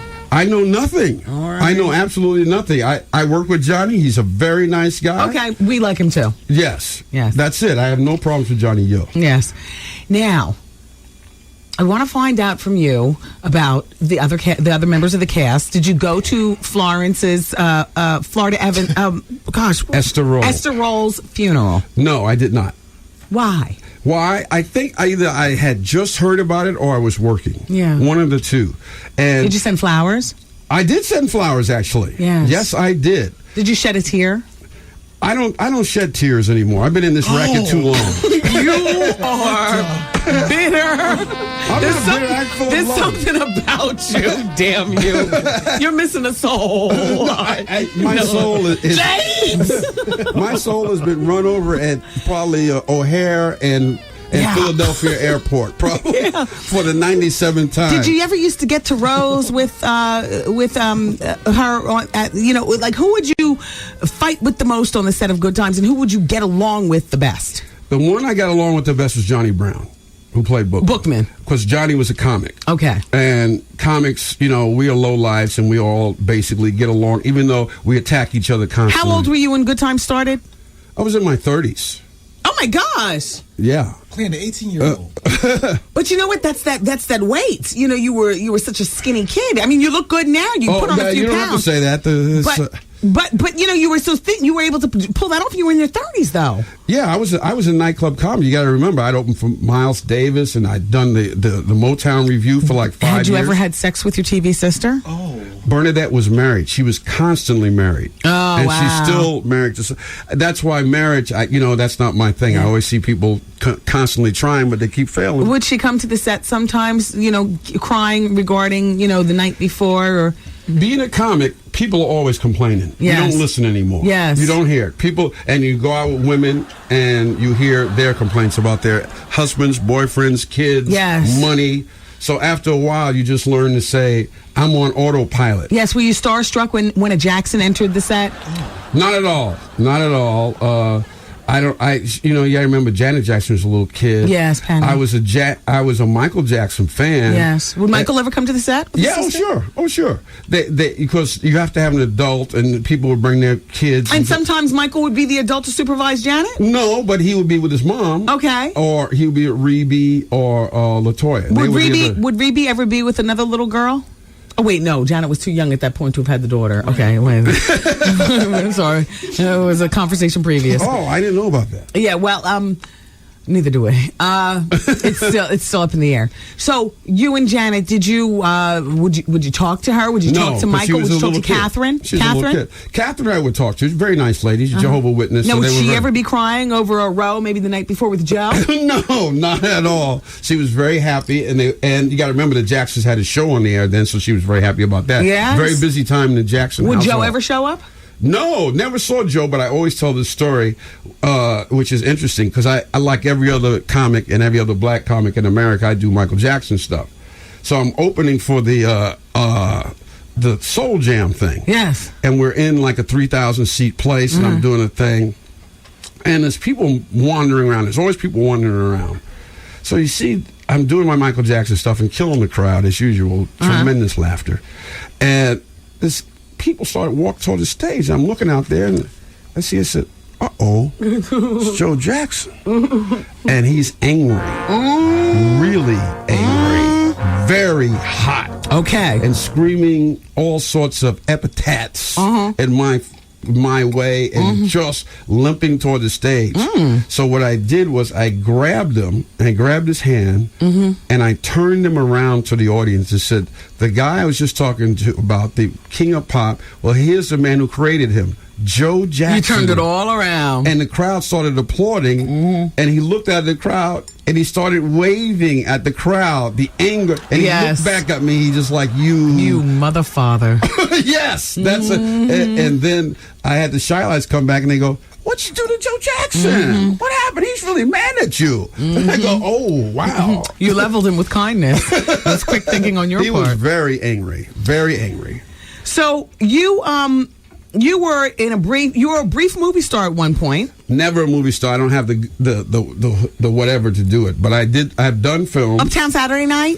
I did Let's Do It Again, which was part of that trilogy, and working with the Cos and Sydney. And I was lucky enough to be in that kind of stuff. But I'm such a bad actor. Are you still close with Cosby?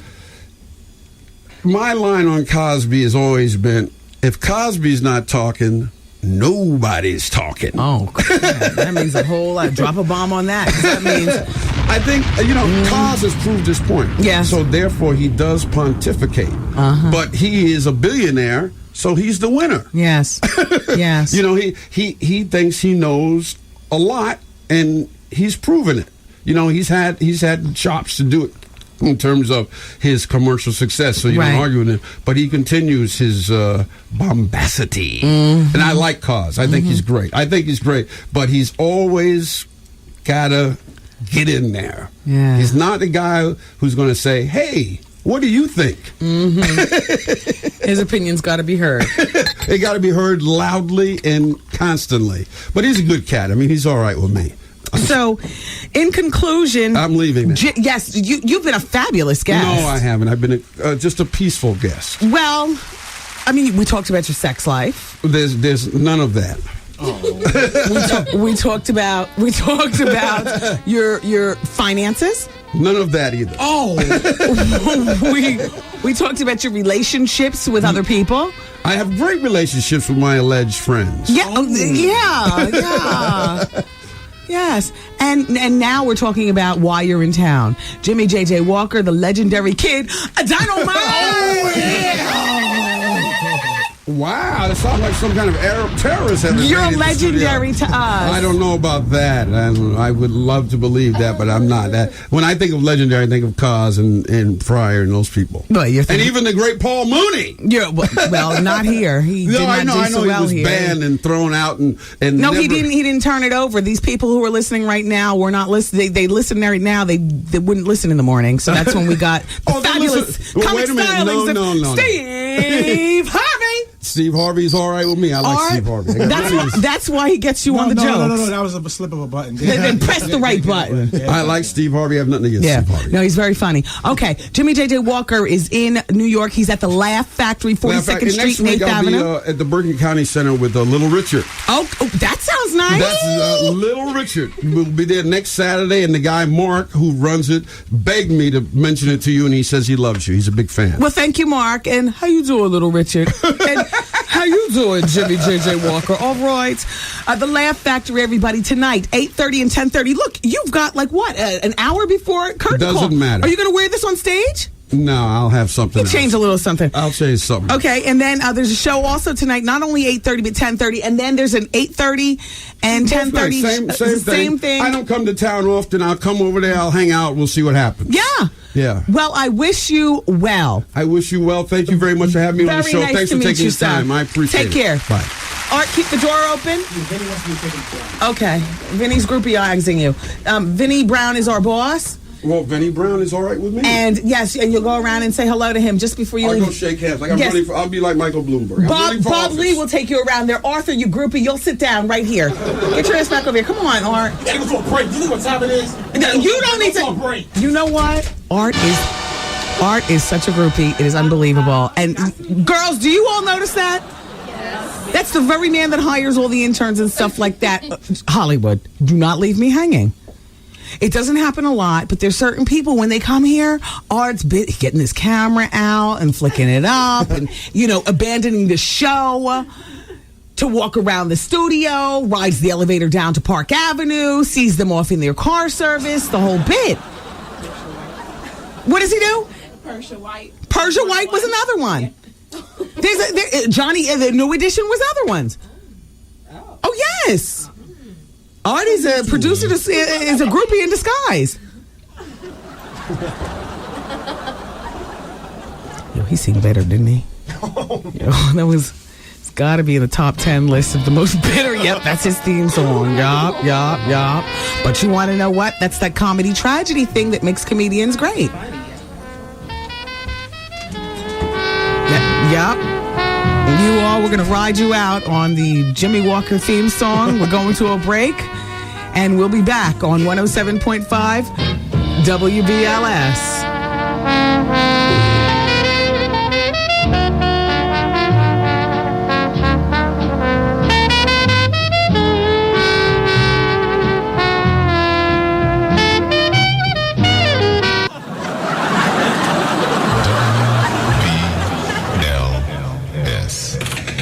107.5 WBLS, where the listening is fun and the winning is easy. Guess who's $1,000 richer today? Is it me? It's you. You serious? I'm serious. Oh my God, thank you. You're welcome. Yeah, 12:15. You said it. You repeated yourself, and I heard, and I called, and I'm excited. It's the $107,000 cash guarantee. I'm gonna do me with this. Treat yourself well, love, and you should do you. What's the radio station that's the home? 107.5 WBLS, the number one station. I love you guys. WBLS.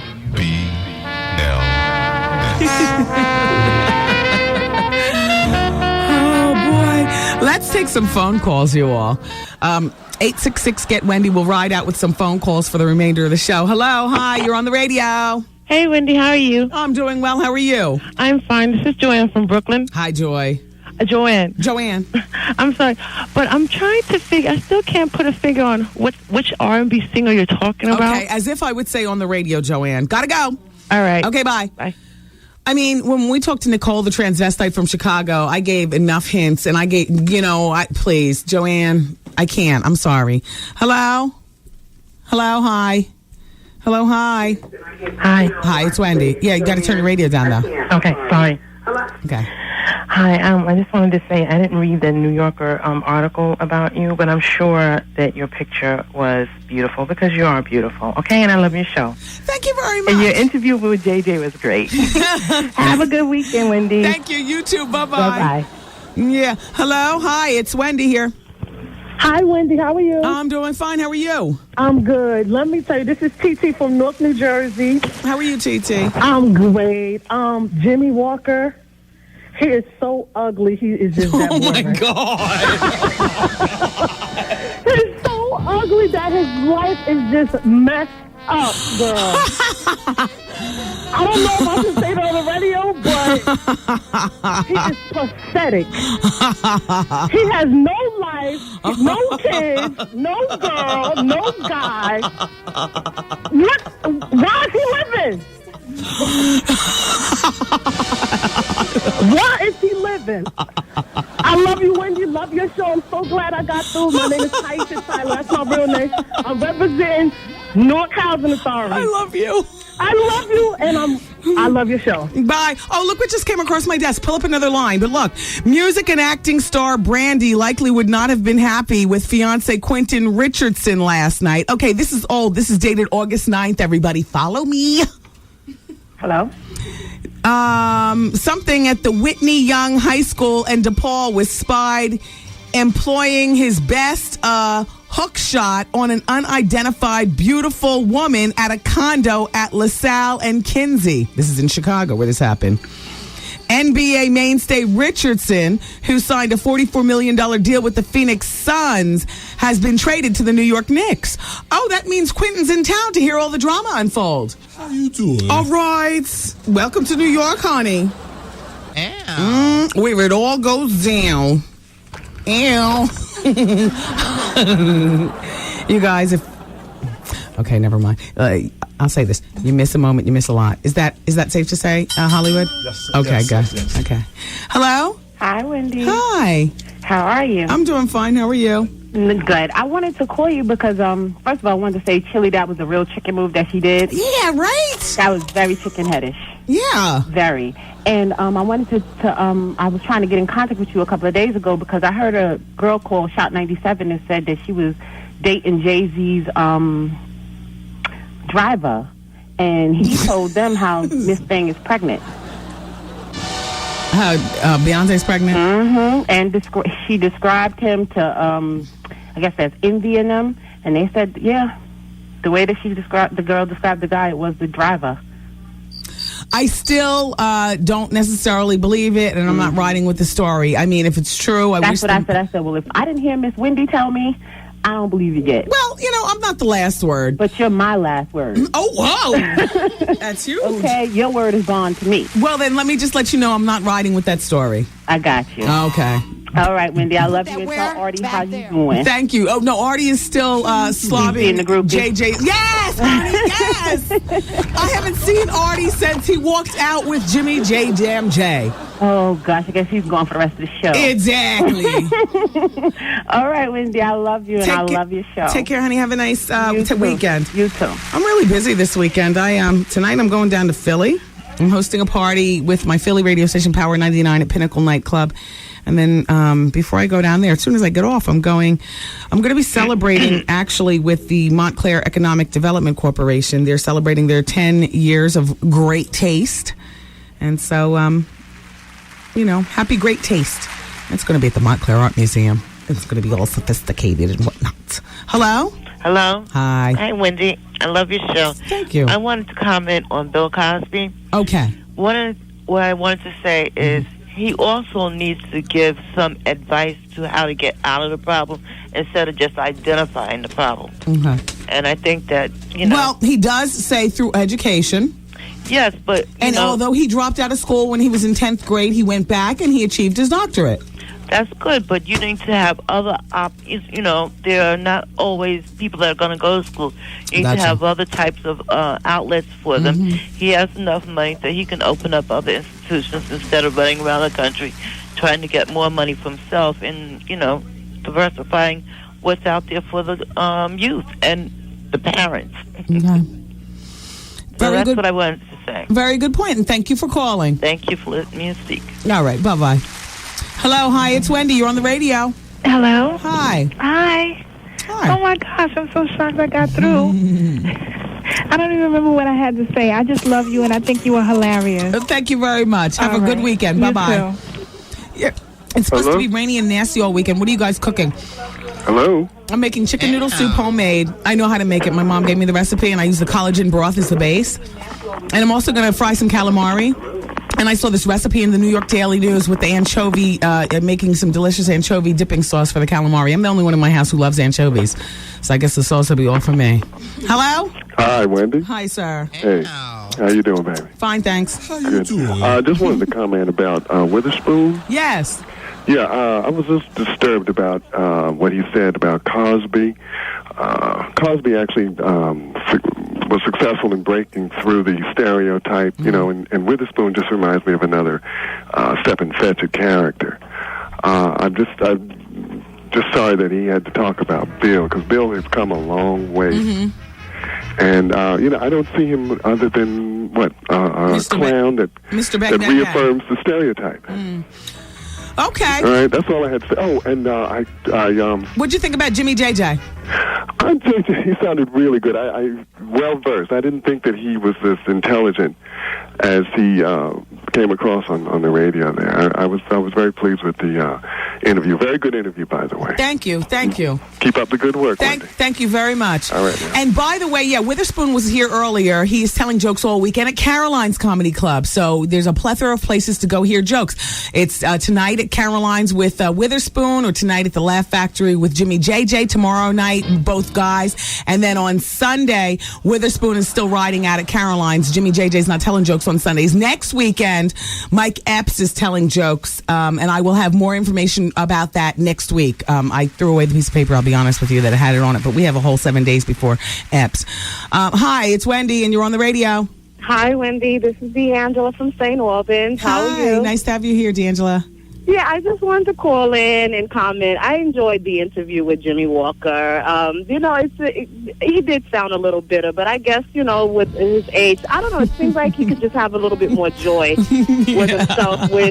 You know what I'm saying? Yeah. Like even though he's not been superstar status, he does have a following of people who, we've enjoyed, and it's his career as far as good times is, it's memorable. Legendary. To me, and I enjoyed it. Exactly. He didn't want to take the legendary, but I want to say shout outs to TT from Newark. She kind of hit it right on the head.